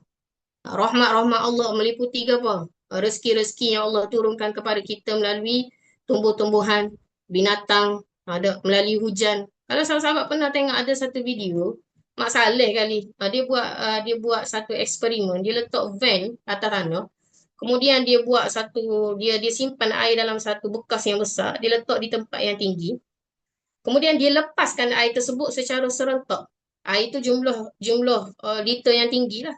Bila dilepaskan secara serentak, hancur lebur van tersebut. Maka ini boleh dikaitkan dengan hikmah bijaksananya Allah menurunkan hujan dalam bentuk rintik yang halu kepada manusia. Kalaulah Allah turunkan secara serentak dengan orang panggil jumlah yang banyak, maka akan hancur habis apa yang ada di bumi. Jadi benda-benda kecil sebegini sebenarnya boleh kita renung. Boleh kita renung. Mana-mana rahmat Allah kita kira sebagai rahmat, mana bala yang Allah turunkan kepada orang kafir dikira sebagai bala, kepada kita dikira sebagai ujian. Tu antara akidah yang perlu kita imani. Banyaklah dalam sirah, dalam sirah-sirah Nabi, kalau sahabat-sahabat boleh ingat, ni dalam ilmu eskatologi akhir zaman. Ada cerita berkaitan dengan tentera As-Sufyani, seorang pemerintah zalim daripada Yaman. Kisah ni akan berlaku dan disebut dah oleh Nabi. Hadis ni hadis yang masyhur oleh Ummu Salamah. Ummu Salamah dia sebut Nabi pernah bercerita tentang satu tentera ni, mereka ini pada akhir zaman nanti mereka mendengar satu nama yang dibai'ah di Mekah, iaitu Imam Mahdi. Jadi Sufyani ni tadi disebut Sufyani tadi, mereka bila dengar sebegitu mereka menuju ke Mekah dengan tujuan untuk menghancurkan Mekah dan juga menghancurkan Imam Mahdi itu tadi. Dalam keadaan bala tentera yang sangat kuat dan penuh, disebut tentera yang elit, penuh dengan alat-alat perang yang lengkap dan sebagainya. Bila sampai di Baidak, disebut Khasful Baidak. Peristiwa ini disebut sebagai Khasful Baidak, iaitu tentera yang ditenggelamkan oleh bumi di Baidak. Baidak ni satu tempat di antara Madinah dengan Mekah. Maka Nabi cerita pasal benda ni, disebut tentang orang panggil penciptaan kejadian-kejadian Allah tu sendiri. Maka Ummu Salamah kata, ya Rasulullah, siap lah. Sebab kemungkinan ada tentera dalam kalangan tentera elit tu tadi, mereka ada yang kemungkinan dipaksa masuk tentera. Dan mereka ni kemungkinan tak berdosa pun. Mereka ni bukan orang yang zalim. Maka Nabi sebut orang yang zalim itu tadi, maka Allah akan azab dia. Kemudian orang yang baik itu Nabi akan bangkitkan mengikut niat mereka. Ini antara perkara yang perlu kita renungi. Dan berkaitan dengan kejadian-kejadian orang panggil kejadian-kejadian yang Allah turunkan ni, kalau akhir zaman ni dia jadi macam banyak bercambung. Ada banyak bercambung. Kalau sahabat-sahabat saya baru tengok kemarin ada satu video tu, sebenarnya ada satu threads yang berlegar, saya tak pastilah adik-adik tengok ke tak, tentang Iran telah ditimpa hujan dengan sangat lebat sehingga disebutkan empangan-empangan yang ada di Iran itu melimpah ruah selepas daripada 7 tahun kemarau melanda Iran. Puncanya sebab apa? Puncanya dikatakanlah ni geger lah. Sehari dua ni geger selepas daripada Iran menghancurkan radar-radar milik US di negara-negara Arab. Negara-negara Arab lah, sebagaimana kita tahu negara Arab yang terlibat dalam perang US-Iran yang terlibat sama tu. Selepas daripada Iran memusnahkan radar-radar milik US yang ada di negara-negara Arab tersebut, dengan tak semena-menanya Iran telah ditimpa hujan dalam keadaan yang sangat lebat, sehingga disebut empangan dia limpah. Jadi di sini kalau sahabat-sahabat pernah ni Ustaz Auni antara ilmuwan ataupun asatizah yang masyhur dengan apa orang panggil berkongsi tentang orang panggil konspirasi, teori-teori konspirasi kan. Pernah dulu viral tentang Project Hub oleh US dan juga Blue Beam. Ni kadang-kadang kita pun mikir adakah betul? Adakah betul? Dan kalau tengok video daripada Haziq Ajar tu, disebutkan ada sejarah. Sebenarnya ada sejarah. Pernah digunakan cuaca ini sebagai senjata perang di zaman moden. Dalam perang Vietnam US pada tahun 1967. Disebut sebagai Operation Popeye. Jadi sahabat-sahabat boleh baca sendirilah. Cuma nak sebutnya di sini, antara perkara yang kita boleh sentuh juga dalam bab merenungi kejadian-kejadian Allah ini, dan ada perkara-perkara lain yang kita boleh kaitkan bila kita duduk akhir zaman ni. Ni pun antara yang kita sebut menarik lah untuk kita baca dan kita kaji lah. Okey, kemudian yang ke-10, berhubung dengan sifat-sifat Allah Subhanahu Wa Taala, terdapat banyak ayat-ayat suci Al-Quran yang membuktikan kesempurnaan ketuhanan uluhiyahnya. Kita dapati beberapa ayat Quran membuktikan kewujudan Allah, sifat baqa, sifat qadim, sifat ia berlainan dengan segala makhluk. Sehinggalah akhir disebut sifat-sifatnya dan perbuatannya, kekuasaannya, keagungannya dan keluasan ilmunya itu kembali kepada Allah lah. Dan perbuatannya kita temui lagi ayat-ayat menunjukkan iradah Allah mengatasi segala iradah yang lain. Iradah ni kehendak Allah mengatasi kehendak-kehendak yang lain. Dan Allah bersifat hidup yang penuh dengan kesempurnaan. Selain daripada sifat yang disebut tadi, masih banyak lagi ayat-ayat yang menerangkan sifat kesempurnaan lain bagi Allah yang tidak tercapai oleh sifat daya pemikiran manusia. Ini nak sebut tentang kesempurnaan. Ada kesempurnaan sifat-sifat Allah. Untuk belajar lanjutlah. Kalau kita nak hurai sini kemungkinan panjang. Kalau sahabat-sahabat nak belajar lanjut secara lebih detail, tak adalah detail sangat. Kita boleh kongsi satu kitab yang ringkas tetapi mudah untuk difahami oleh mubtadi, orang-orang yang baru nak belajar tentang akidah secara mudah dan tidak rumit sangat. Kalau nak bui kitab-kitab yang dibahaskan ahli falsafah, bagaimana puak-puak salafus soleh dan juga ulama-ulama terkemudian ni menjawab ahli-ahli falsafah bila keluarnya Mu'tazilah dan sebagainya, itu payah nak faham. Secara mudahnya sahabat-sahabat boleh cari kitab Beriman dengan Allah, Teguh Jadi. Dan kitab beriman dengan Allah, beriman kepada Allah ni masih lagi dibaca oleh Tok Guru di Masjid Rusila sehinggalah sekarang. Lalu ni Tok Guru dia baca kita 3 kitab setiap kali kuliah dia. Kitab Amal, kitab beriman pada Allah ni, kitab Amal, dan juga ada satu lagi. Siapa lah ni? Ni mudah faham lah, kitab beriman kepada Allah ni mudah faham. Minggu lepas Tok Guru baca di Asma'ullah Al-Ghani. Ni antara yang boleh adik-adik baca lah. Boleh beli buku ni. Kemudian yang ke-11, saya mesti meyakini bahawa pendapat dan pandangan para salaf ni maksudnya ulama terdahulu adalah lebih utama untuk diikuti supaya dapat menyelesaikan perbahasan tentang pentakwilan dan juga pentaksilan. Sesetengah ayat suci Al-Quran, yakni membiarkan sebahagian dari sifat Allah di dalam Al-Quran dengan menyerahkan hakikat sebenar mengenai maknanya kepada Allah Subhanahu Wa Taala. Dia nak sebut adik-adik. Dia kalau kita nak bahas tentang sifat Allah dari sudut pentakwilan dia panjang lah. Panjang. Kalau kita belajar lanjut dalam bab teologi atau akidah ni, kalau di Al-Azhar, Usuluddin tu masuk tingkatan 3. Masuk tahun 3 dia pecah pula. Usuluddin falsafah, usuluddin tafsir, usuluddin hadis. Sedangkan di Al-Azhar sendiri dia terpaksa pecah. Sebabnya luasnya ilmu akidah. Tapi macam mana kita mubtadi ni, adakah kita perlu baca perbahasan-perbahasan nak bagaimana ahli kalam kita menjawab ahli-ahli falsafah daripada Yunani, daripada Perancis dan sebagainya. Mereka rob falsafah akidah Islam itu sendiri, pening kita nak baca dan tak sampailah. Mungkin tak sampai, orang panggil kudrat kita. Yang pentingnya secara asasnya kita nak ambil daripada mana untuk kita tahu secara asas pentakwilan tentang sifat-sifat Allah ni adalah pandangan para ulama salafus soleh. Mudah saja. Ada yang mudah saja.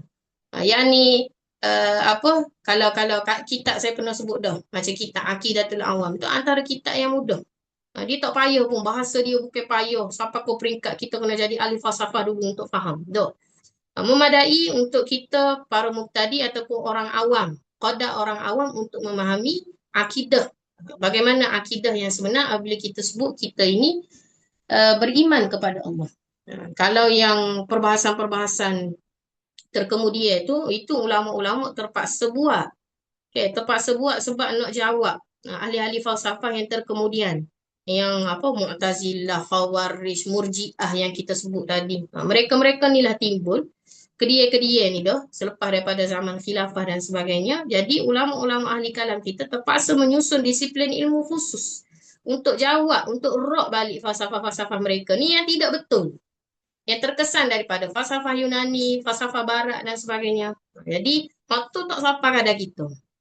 Koda pada kita ni maksudnya Dr. Fathi akan kata padalah berpegang dengan pandangan ulama salafus soleh, ulama-ulama terdahulu, kerana bahasa mereka ataupun perbahasan mereka tentang akidah ni lebih mudah difahami. Kemudian yang kedua, saya juga mesti mengabdikan diri hanya kepada Allah semata-mata, tidak menyekutukan dengan yang lain. Dan ini saya lakukan kerana menyahut seruan Allah dan Rasul yang menyeru manusia supaya mengabdikan diri hanya kepada Allah semata-mata, tidak tunduk kepada sesuatu selain Allah. Bagaimana Allah sebut, walaqad ba'athna fi kulli ummatin rasulan. Aku telah utuskan kepada setiap umat manusia ni mesti ada rasul dia.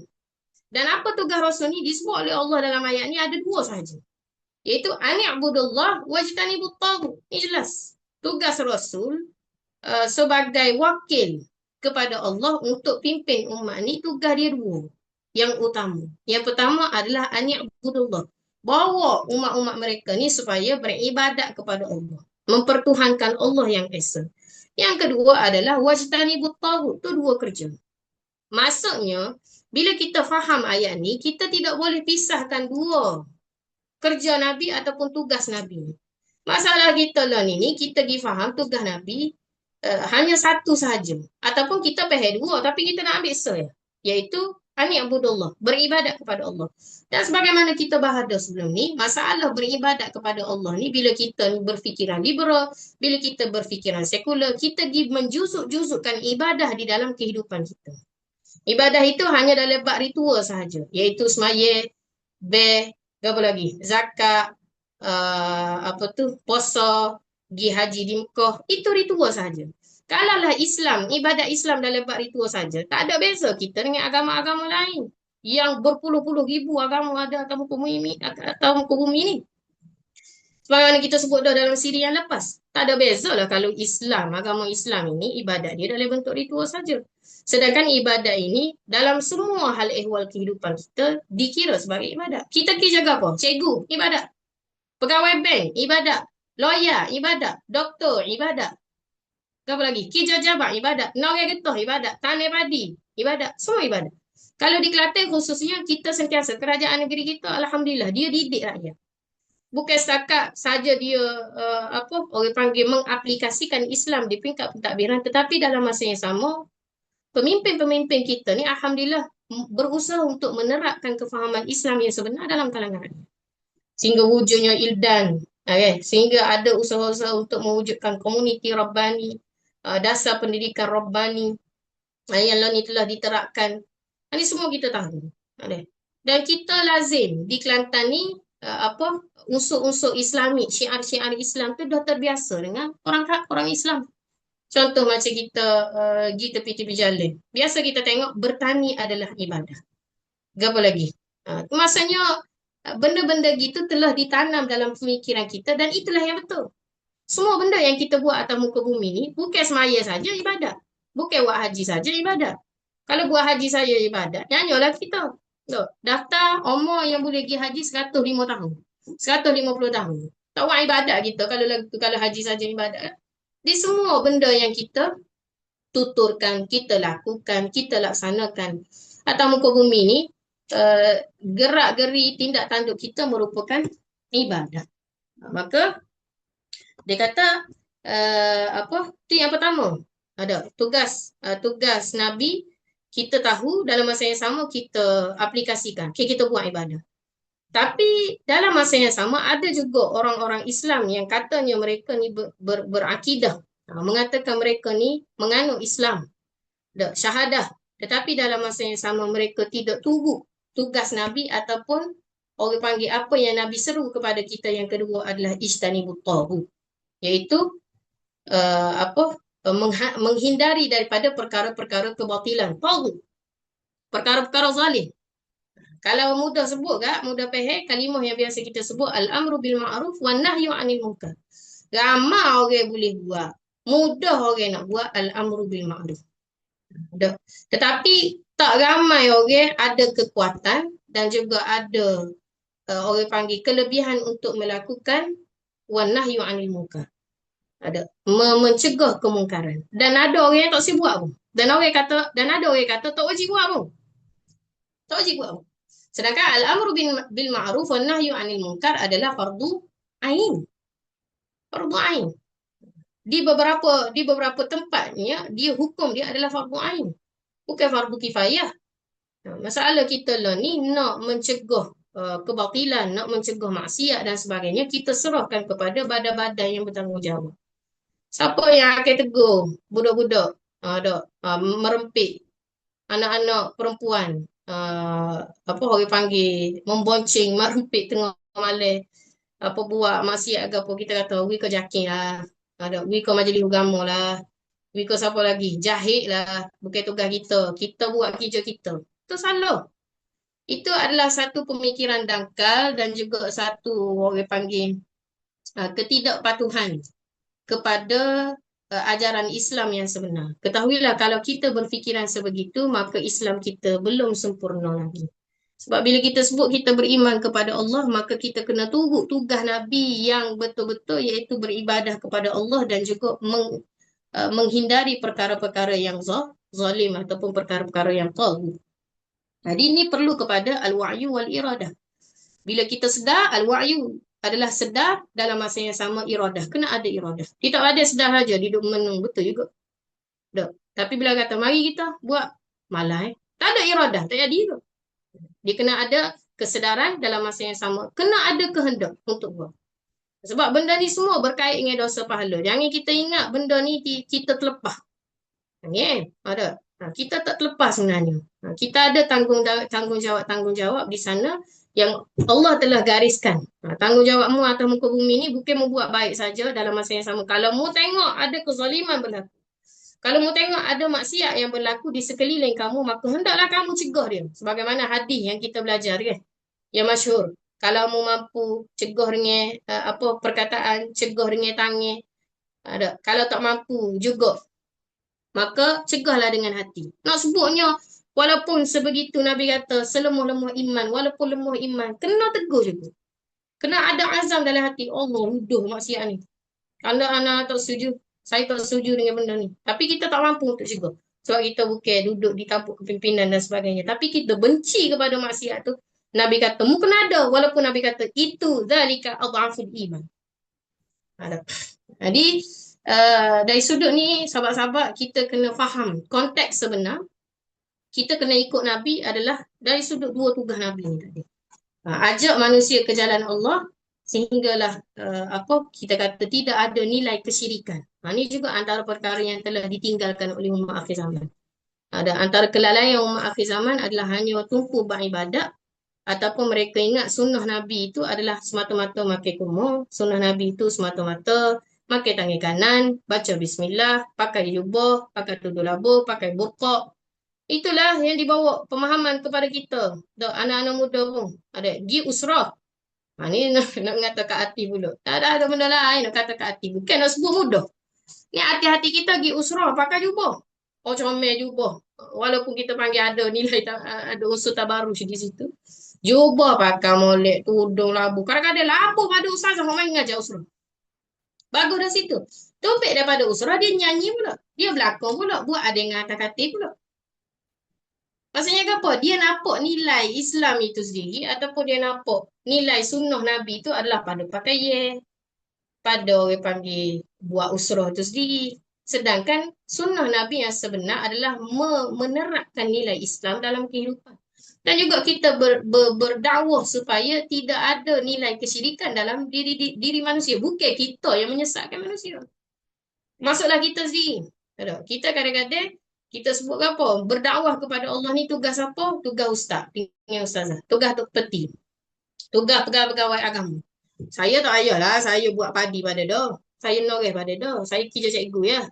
Nak masuk-masuk apa persatuan nak cegah maksiat agama ni, nak seru orang kepada Islam. Tu bukan kerja saya. Tu orang panggil antara kesalahfahaman dan perlu diperbetulkan.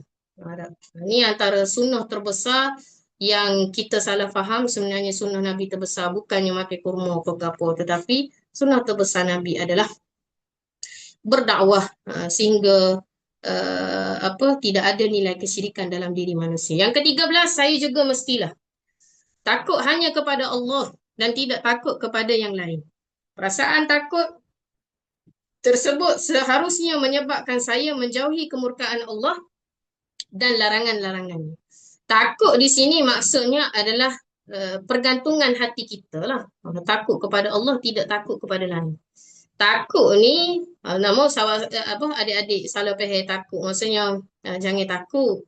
Kita kata takut nak pergi temu duga. Apa takut nak temu duga? Tak boleh. Takutnya hanya pada Allah. Bukan gitu maksudnya. Bapa takut nak turun tanah, takut hatu, takut bobong. Bapa takut nak masuk hutan gerik malam-malam, takut rimah, takut gajah. Kita kata, mana boleh? Kita ngaji kitab masa yang ni, mana boleh takut pada rimah? Mana boleh takut kepada gajah? Takut hanya kepada Allah. Bukan gitu. Tu takut yang kita takut kepada binatang buah, takut kepada orang yang lebih tinggi daripada kita, takut kepada ancaman-ancaman di dunia contohnya. Itu ada orang panggil naluri kita. Tidak ada masalah tu. Sini dia sebut, maksudnya takut ni adalah orang panggil ketakutan kepada Allah sehingga ketakutan itu tadi menghalang kita daripada melakukan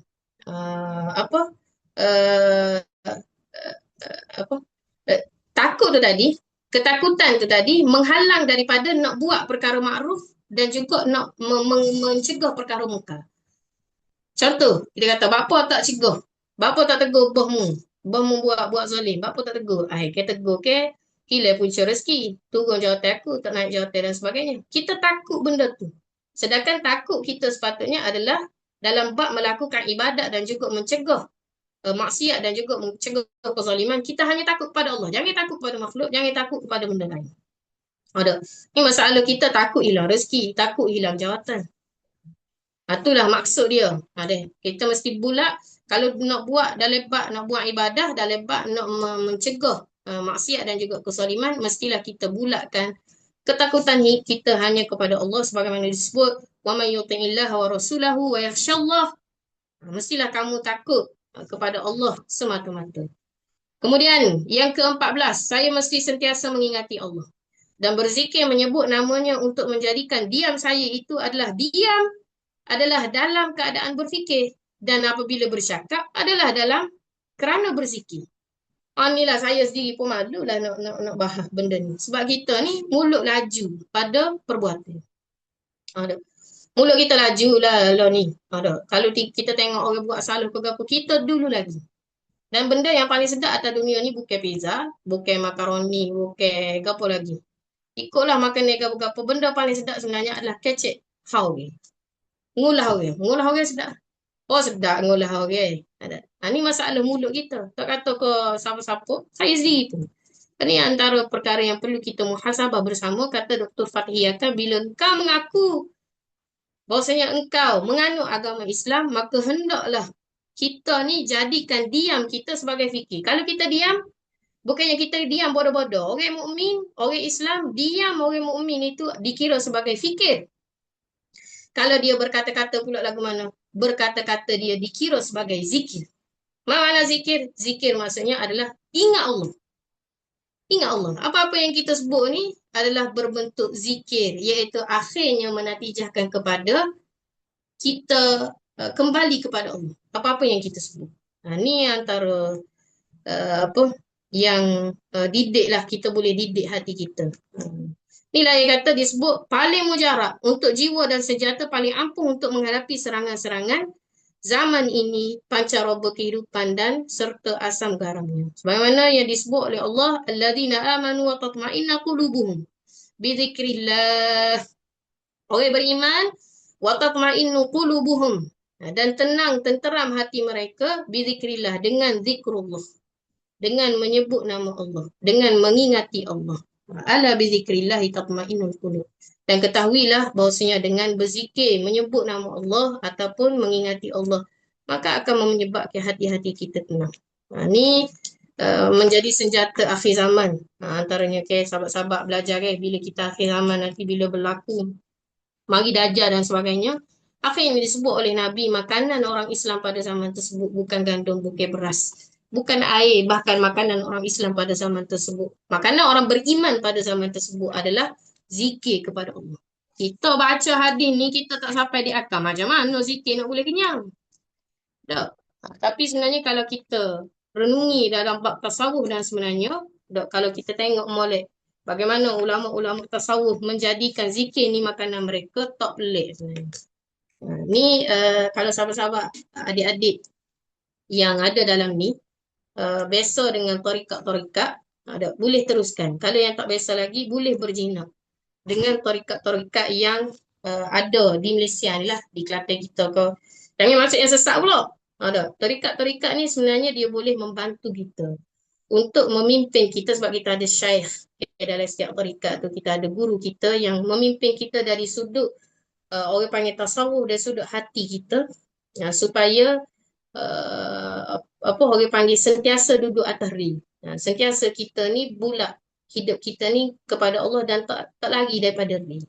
Jadi tu antara saya rasa kalau kaum muslimat ni dikurang sikit. Bukan sahabat-sahabat sajalah, saya sendiri pun dalam bab pemahaman tentang tarikat, berintimak dengan tarikat ni. Jadi kalau ada sahabat-sahabat jumpa yang sesuai, yang nampak macam tidak sesat dan sebagainya, boleh masuklah. Antaranya tarikat Ahmadiyah. Kalau saya sendiri, tarikat Ahmadiyah dipimpin oleh Syekh Fuad Kamaluddin. Ada dia buat kelas semua dan juga program-program kesufian, zikir dan sebagainya. Dia ada zikir-zikir dia. Okey, tu yang ke-14. Kemudian yang ke-15, saya juga wajib 10.28. Saya kena berhenti 10.45. Yang ke-15 saya cuba ringkaskanlah. Saya juga wajib menyintai Allah dengan sebenar-benar cinta. Cinta yang menjadikan hati saya sentiasa rindu dan terikat dengan Allah. Kecintaan itu juga mendorong saya menambah amalan-amalan kebaikan, berkorban dan berjihad di jalannya sepanjang masa. Qul in kuntum Qul in kana aba'ukum wa abna'ukum wa ikhwanukum wa azwajukum wa ashiratukum wa amwalun iktaraftumuha wa tijaratun takhshawna kasadaha wa masakinu ila akhiril ayat. Itu antara ayat yang dibawa oleh Allah nak sebut kepada kita tentang apa ibu bapa kita, anak-anak kita, saudara-saudara kita. Itu semua dia kata rumah tempat tinggal kita menjadi perkara yang kita cintai lebih daripada Allah dan Rasulnya. Berjihad untuk agama Allah, tunggulah dia kata sehingga Allah mendatangkan keputusan azab siksa. Dia nak sebut kepada kita sini, mestilah kita meletakkan Allah. Cinta tu, bila kita sebut kita beriman kepada Allah, madza ya'ni intima'i lil Islam, bukan kita letak kita sayang mak ayah kita dulu. anak-anak kita dulu, ataupun harta benda kita, ataupun berjuang di jalan Allah itu dulu daripada kita cinta kepada Allah. Ni antara perkara yang perlu kita ni lah. Sebab itulah disebut dalam muka surat yang sebelah tu, dia kata barang siapa yang ada padanya 3 syarat ini, ia dapat merasai kemanisan iman. Kemanisan iman maksudnya kita cinta kepada Allah tadi. Yang pertama dia kata syarat yang pertama, jika dia cinta Allah dan Rasul mengatasi kasihnya kepada yang lain. Ni macam payah sikit kita nak relate sama Melo ni sebab Nabi tak ada depan kita. Kalau kita duduk sama sahabat, mungkin banyak kisah-kisah yang kita boleh bawakan bagaimana sahabat-sahabat Nabi boleh memilih untuk memenggal, membunuh bapaknya sendiri walaupun bapak dia, tapi oleh kerana bapak dia tu ingkar dengan Allah, ajaran Allah, kufur. Tetapi oleh kerana dia mendahulukan cinta kepada Allah dan Rasul, maka dia pilih untuk memerangi keluarga dia sendiri ataupun ayah dia sendiri. Law ni pun banyak sebenarnya yang kita boleh relate. Tapi kalau paling mudah tersentak di hati adalah kisah para sahabat terdahulu lah. Kemudian syarat yang kedua, jika ia menyintai seseorang, tidaklah ia cintai melainkan kerana Allah. Cinta kita kepada siapa-siapa pun, kepada mana-mana makhluk, kepada mak ayah kita, kepada adik-beradik kita, kepada suami kita. Kenapa kita cinta dan kasih kepada dia? Kerana Allah. Bukan kerana dia ni comel, bukan kerana dia ni ada rupa, bukan kerana dia ni ada harta dan sebagainya. Ni kasih, orang panggil rukun ukhuwah lah sebenarnya kan. Dalam bab ukhuwah kita boleh hurai panjang lah bab ni. Dan syarat yang ketiga, jika dia benci untuk kembali ke dalam kekufuran, sebagaimana ia benci untuk memasuki api neraka, kalau dia benci kepada kekufuran, itu tadi sebagaimana dia takut kepada azab neraka, dia dapat 3 perkara ni, maka Allah kata mereka ini sebenarnya telah merasai kemanisan iman. Kemudian yang ke-16, saya mesti bertawakal sepenuhnya kepada Allah dalam setiap keadaan dan menyandarkan setiap urusan kepada Allah. Ini adalah dalam bab tawakal. Sebagaimana yang Allah sebut, wa may yatawakkal 'ala Allahi fahuwa hasbuh. Siapa bertawakal kepada Allah, padan dah. Fahuwa hasbuh. Memadai dah. Mu bertawakal kepada Allah, tak perlu mempergi ke orang lain. Tak perlu mempergi kepada asbab-asbab lain. Dan di bawah hadis yang masyhur kepada kita, pesanan Rasulullah ni sohor, hadis Ibn Abbas. Ibn Abbas masa ni dia kecil lagi, dia duduk belakang Nabi. Katanya dia menunggang unta bersama dengan Nabi dan Nabi sebut kepada Ibn Abbas ketika mana dalam perjalanan tersebut. Hadis ni, ya ghulam, inni u'allimuka kalimat.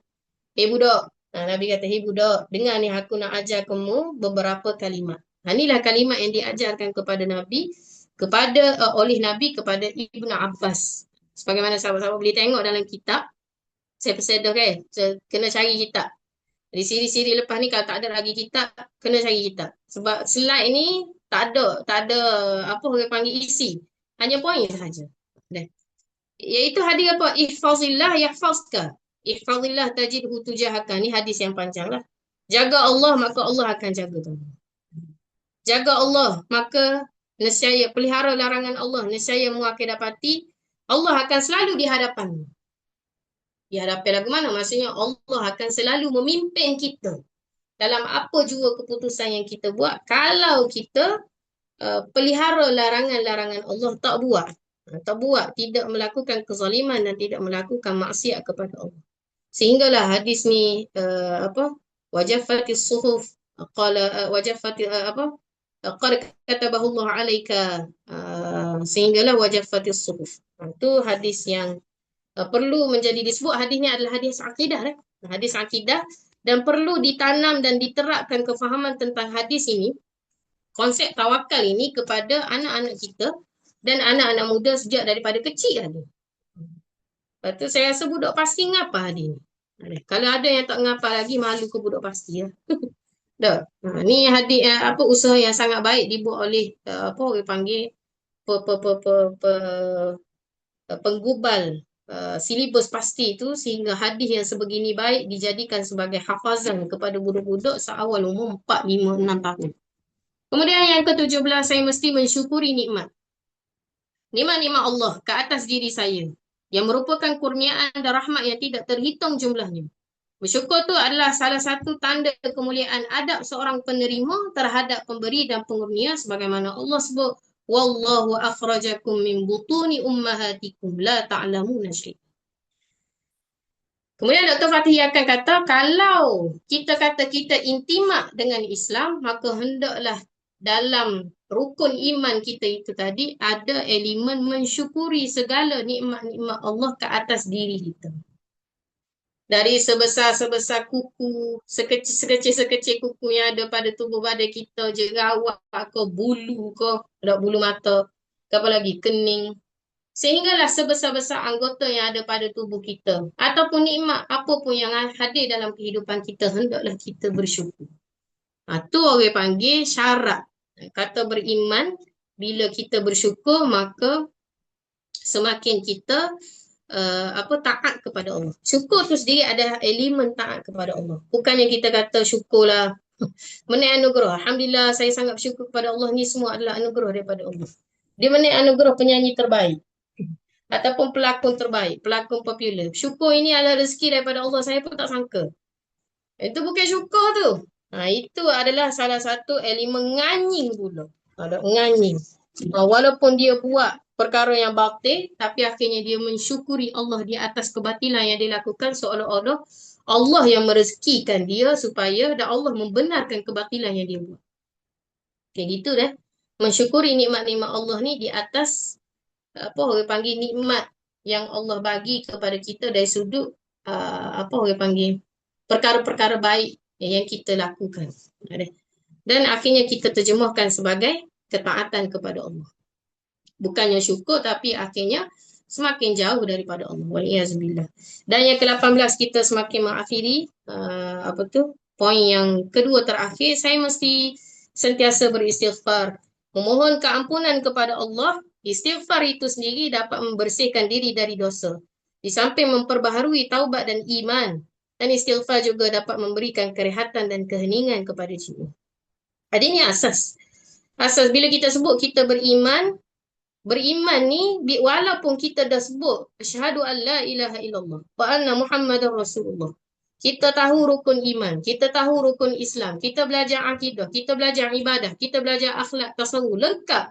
Kita belajar daripada pasti, kemudian masuk pula seriti, kemudian tingkat sekolah menengah, masuk sekolah agama, ngapal pula Quran. Lepas tu sambung pula bidang agama di universiti-universiti yang terkenal dengan pengajian agama dia. Tetapi walaupun sebegitu, kita tidak lari daripada melakukan dosa. Itu orang panggil ghalib manusia. Mana-mana manusia sekalipun, sebab kita bukan Nabi. Nabi sahaja yang maksum daripada dosa. Kita manusia ni sebagaimana pendapat Imam Syafi'i, iman ni yazid wa yanqus. Cuma kita kena faham juga maksud Imam Syafi'i, iman yazid wa yanqus ni dari sudut amal perbuatan kita. Bukan dari sudut keimanan kita kepada Allah. Akidah tu sendiri tak boleh yazid wa yanqus. Hari ni kita percaya kepada Allah. Betul juga, betul. Allah tu asa. Allah ni wujud. Betul. Memang kena ada Allah. Kalau tak ada Allah, macam mana alam ni boleh ada? Macam mana manusia ni boleh ada? Macam mana makhluk-makhluk ni boleh ada? Tak okey lah. Timbul lah gitu ya. Hari ni kita percaya. Lepas tu kita percaya Allah tu satu saja. Allah tidak beranak. Allah tidak diperanakkan. Tiba-tiba esok orang mari. Ada puak-puak Kristian mari buang kita, mari temu ramah kita. Orang Kristian pun tanya, kalau mu percaya pada Allah, mari sebukti Allah itu wujud. Kalau mu percaya kepada Allah, kenapa kezaliman masih berlaku atas muka bumi? Kalau mu percaya kepada Allah, Allah tu adil. Bapa masih lagi berlaku orang panggil perkara-perkara yang tidak adil atas muka bumi ni. Masih ada orang yang ditindas, masih ada lagi orang yang dizalimi, masih ada lagi orang yang miskin. Kenapa tak semuanya kaya? Kalau Allah itu adil, kalau Allah itu maha pemurah, maha pengasih kepada manusia dan hamba-hamba dia. Kita kata, betul juga. Mana Allah? Mana keadilan Allah? Dia tak boleh gitu. Dia masuk sini, yazid wa yanqus tu bukan dalam akidah. Akidah kita kena bulat. Kena percaya 100% bulat hati kita, bahawasanya tentang keesaan Allah dan kekuasaan Allah itu sendiri. Cuma yazid wa yanqus ni dari sudut orang panggil amal perbuatan kita. Kadang-kadang hari ni kita rasa rajin. Bulan lepas daripada Ramadan, rajinlah kita. Kita sambung lalu puasa ni.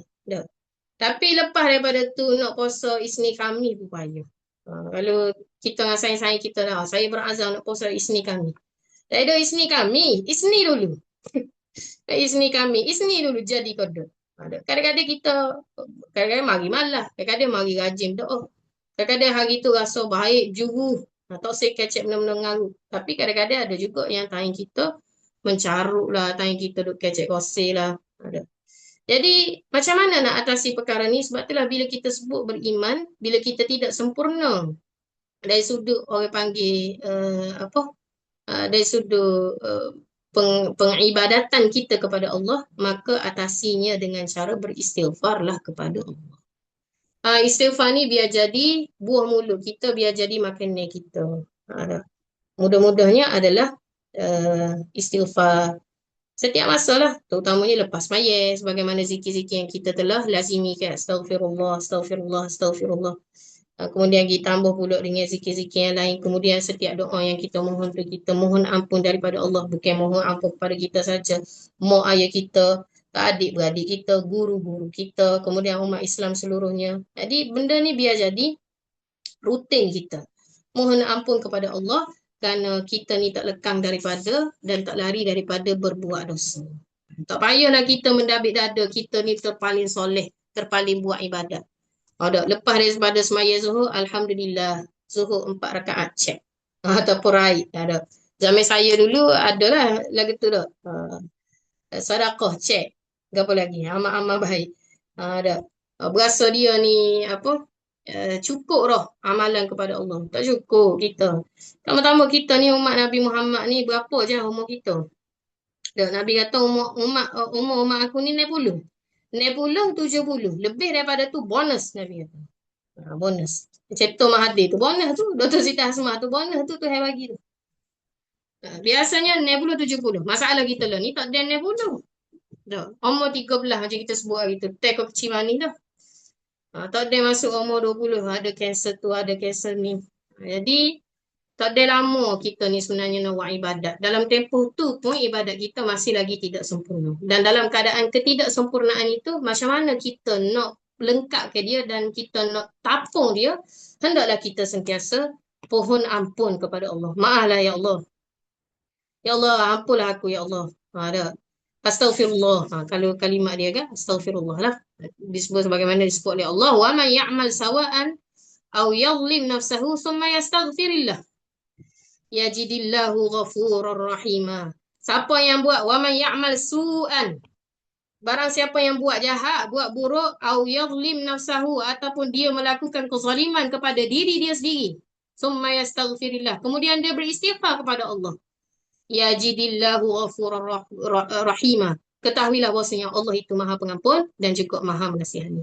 Dan Maha Pengampun Allah, Maha Mengasihani Allah tak sama dengan Maha Pengampun, tak sama dengan sifat pengampun dan sifat mengasihani manusia. Allah lebih maha lagi. Kalau kita buat salah, kita minta maaf dengan mak ayah kita.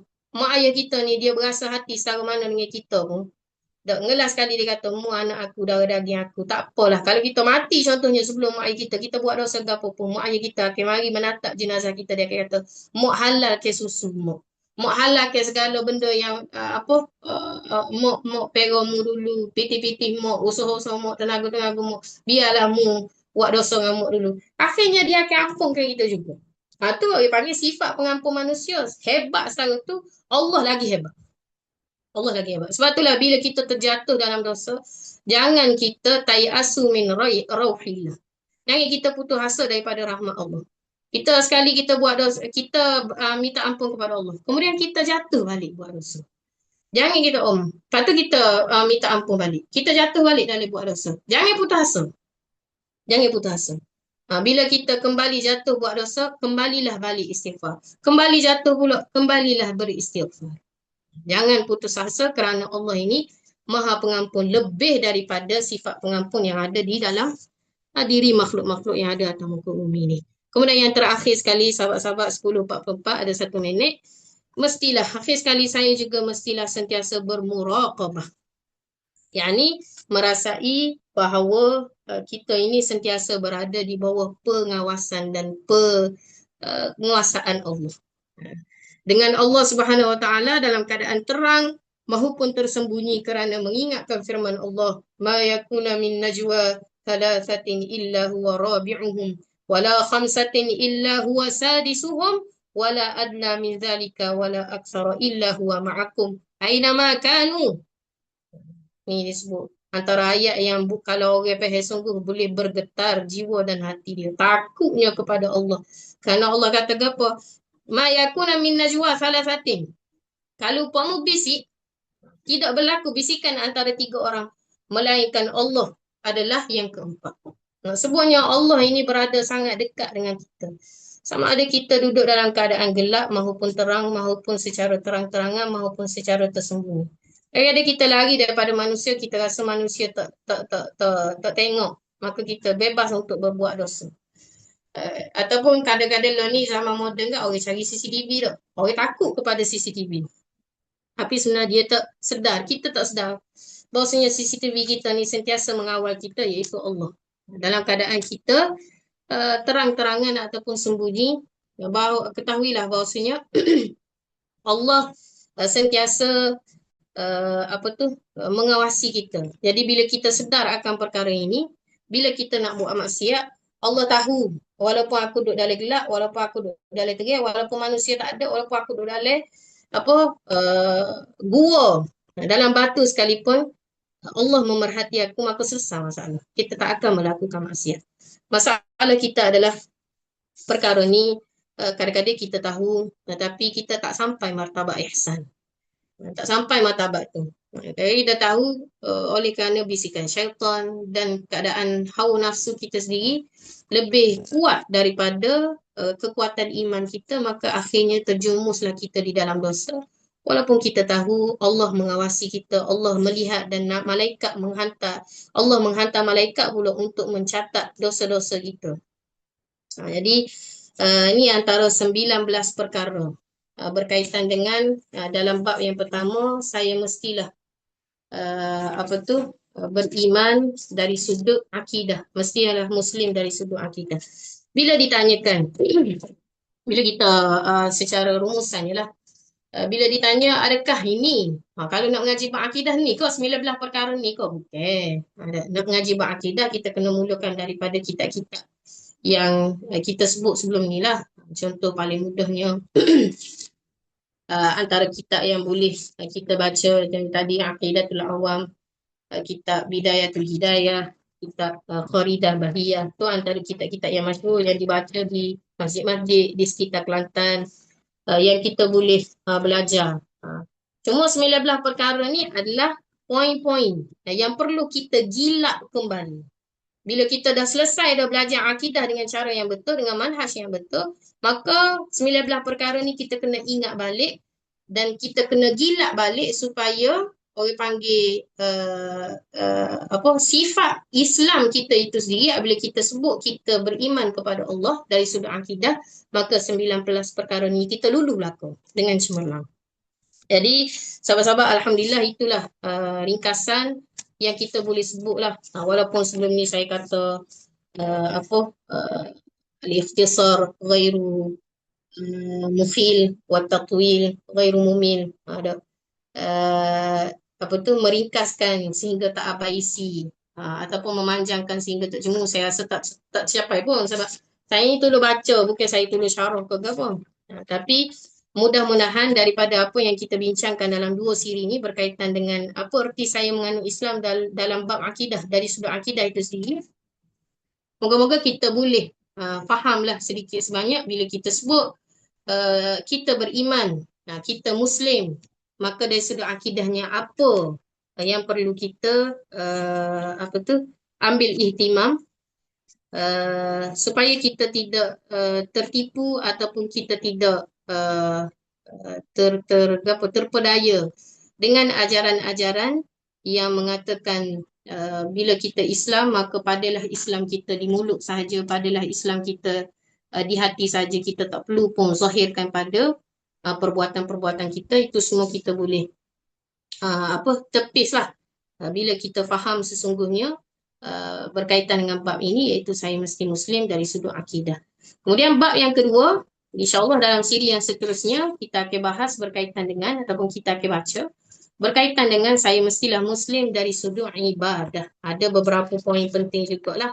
Ada beberapa apa orang panggil isi-isi yang menarik untuk kita bahaskan bersama. Dan di sini juga ada banyak doa.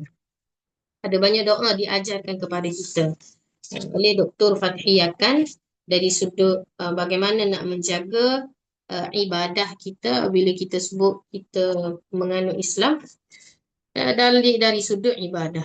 Kemudian bab 3 dari sudut akhlak, barulah kita akan masuk keluarga Islam dan sebagainya. Jadi wallahu alam, itu saja. Moga-moga sahabat-sahabat adik-adik dapat sedikit sebanyaklah daripada perkongsian kita pada malam ini. Saya mohon maaf kalau ada terkasar bahasa ataupun ada huraian-huraian yang menyebabkan adik-adik kau pening. Kau pening pula boleh PM tepi. Ada boleh PM tepi. Wallahu a'lamu bissawab. Serah kembali kepada pengisi moderator.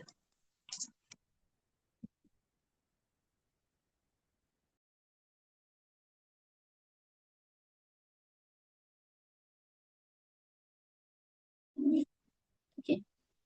Dengan itu berakhirlah sesi bab inspirasi malam ini. Jadi barak kalah boleh berkongsi pun boleh dia speak juga tu nak berhabis 19 poin dalam bab akidah.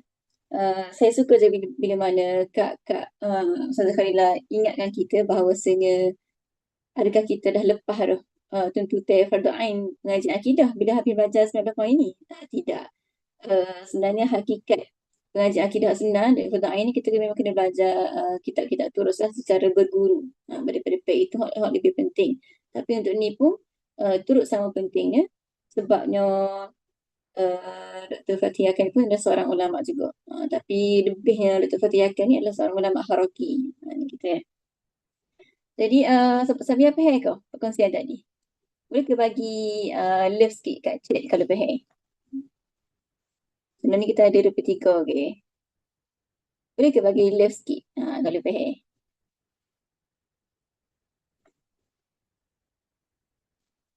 Okey. Ya, kau faham tu insyaAllah dah. Jadi sebelum kita akhiri sesi ni, kita ada satu lagi sesi. Saya bagi, kita ada satu lagi sesi. Di sesi bergambar kalau siapa yang ready dengan depan kamera boleh on kamera, kita akan ambil gambar sikit.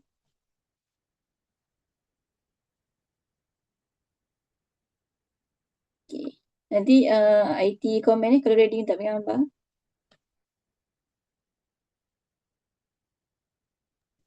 Pak mana boleh buka kamera, boleh buka kamera.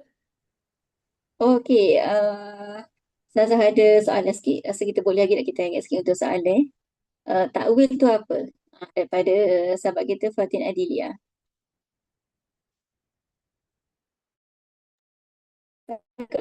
Takwil. Takwil dalam poin yang ke berapa tadi?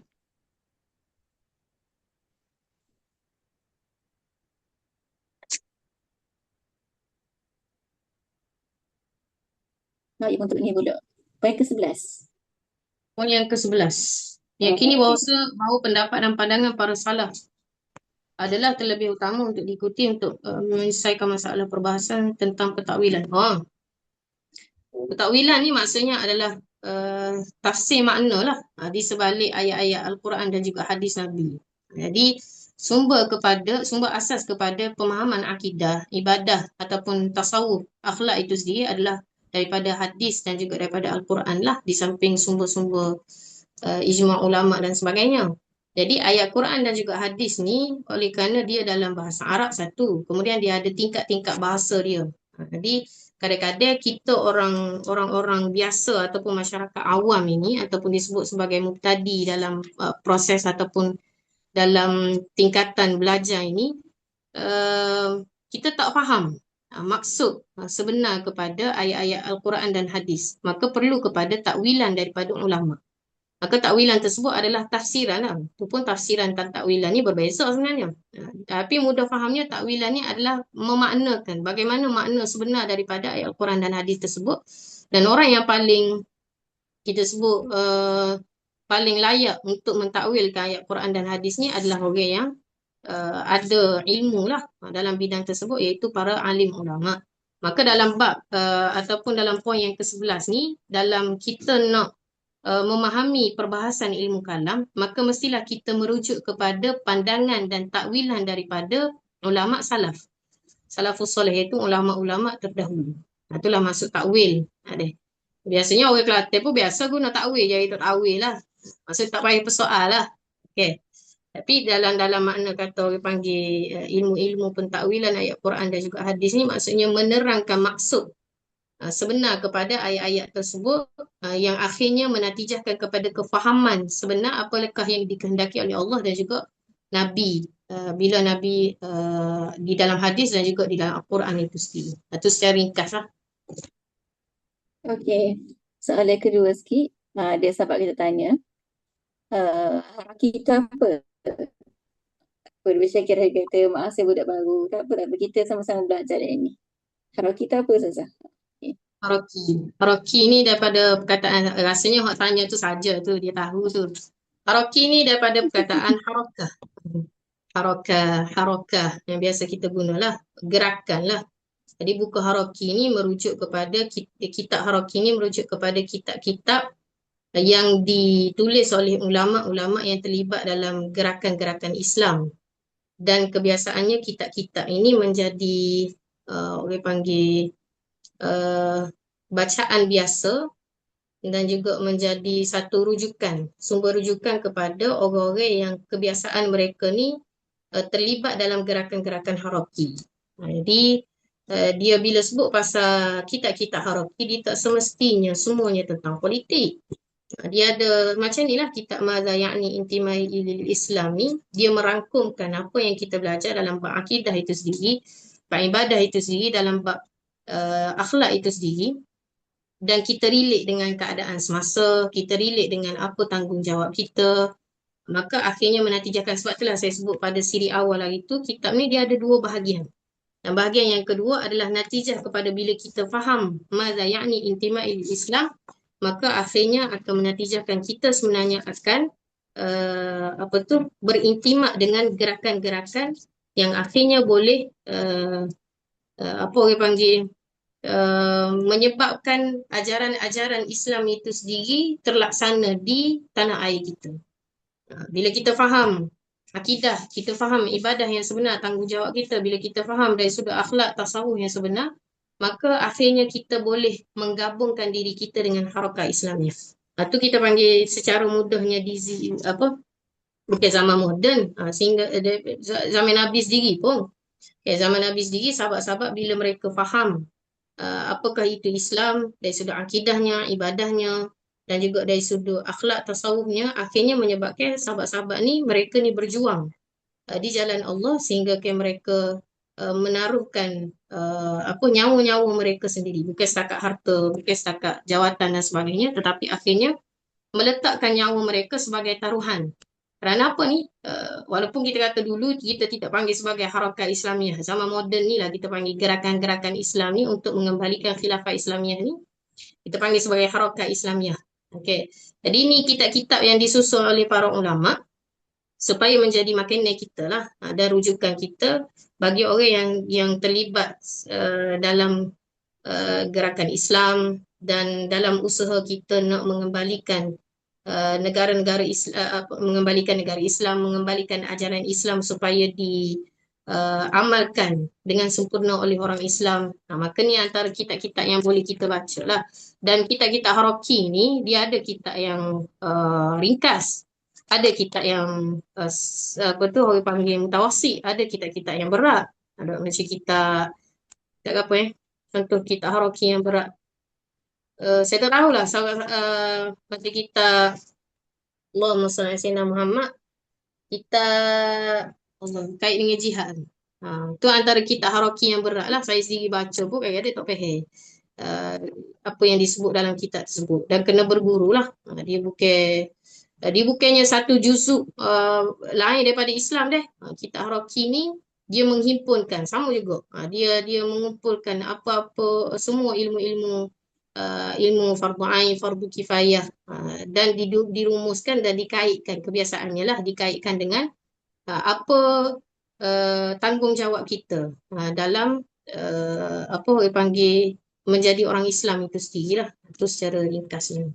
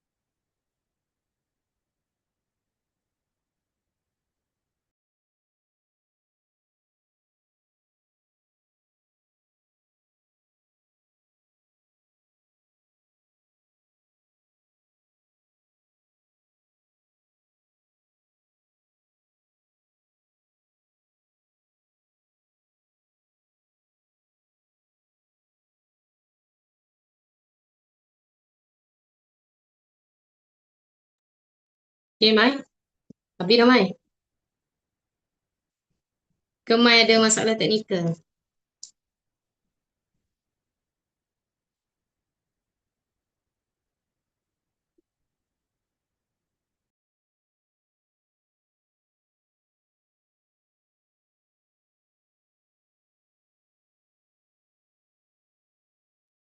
Okey, sorry. So, tanpa lengahkan masa, IT boleh ambil gambar terus ni. So, siapa yang ready boleh buka kamera. Rasa ada soalan lagi tadi. Jadi kita tangguh ke sesi depan ke kalau nak jawab terus?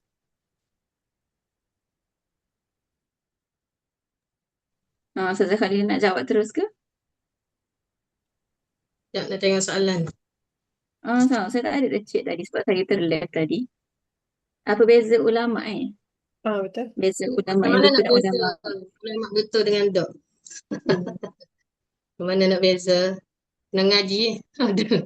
Ni antara jawapan paling mudah lah. Kalau setengah orang dia kata nak lari daripada menjawab.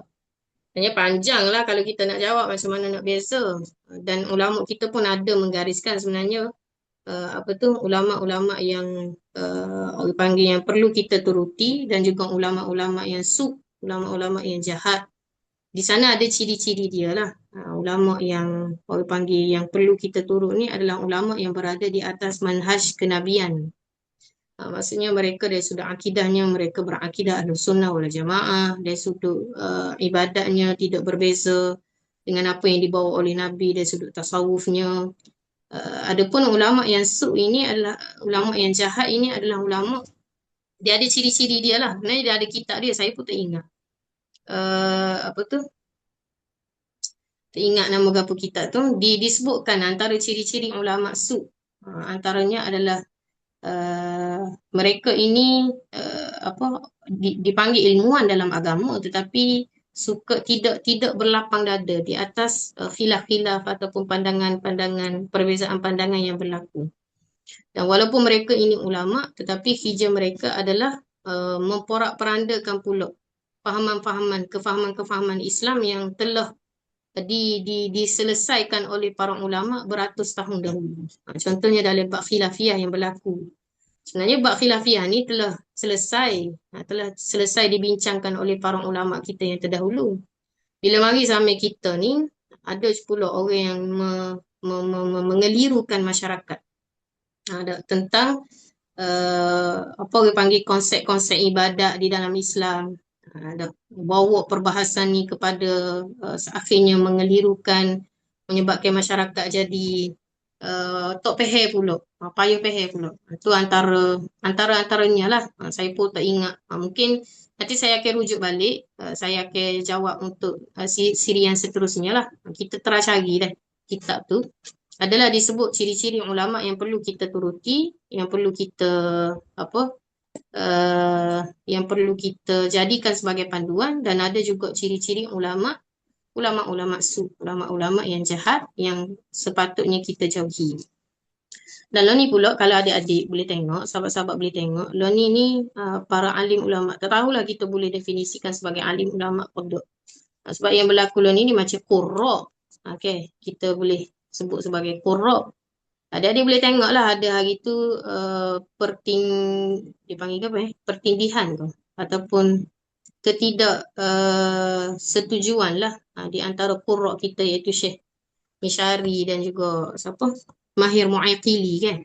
Ada mereka ni tweet tentang satu ayat tu. Boleh lah, boleh baca. Nak sebut sini pun takut. Panjang pula. Sebenarnya dia sensitif lah kalau saya duk baca tu. Ada yang bersetuju dengan Syekh Mishari, ada setuju dengan Syekh Mahir. Dan kadang-kadang kita pun maksudnya walaupun kita tidak boleh kategorikan itulah mereka ni mungkinnya nak sebut alim ulama pun lebih kepada qurra lah, tapi masyarakat umum menganggap mereka ini adalah alim ulama. Jadi bila bahas gini ada ulama yang sebut gini, ada orang ada ilmuwan yang sebut gini, akhirnya menyebabkan berlaku kekeliruan dalam kalangan masyarakat.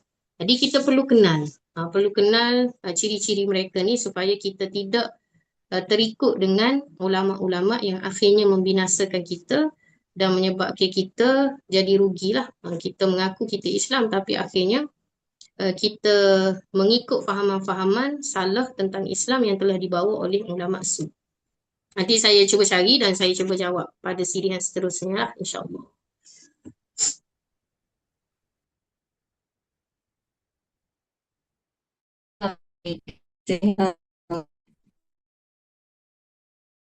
Lagi saya dah pergi takut panjang. Ya tak apa, nanti kita tambah untuk sesi depan.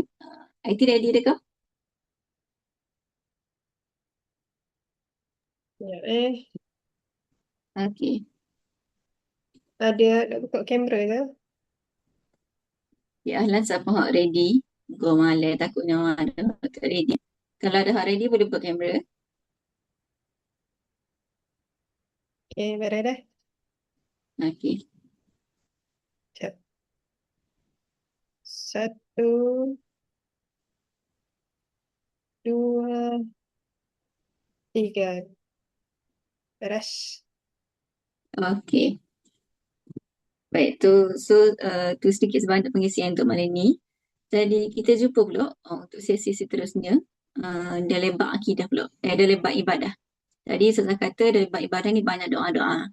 So dia another level dan satu benda lain lah berbanding akidah ni.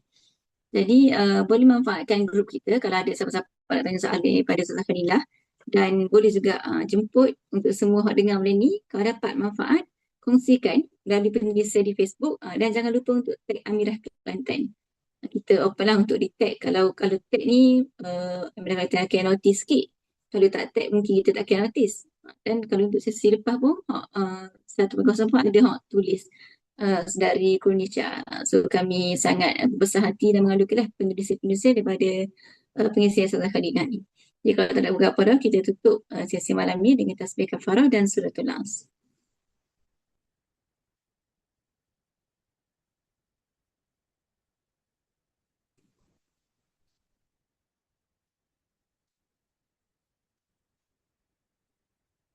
Okey, terima kasih semua. Assalamualaikum warahmatullahi wabarakatuh.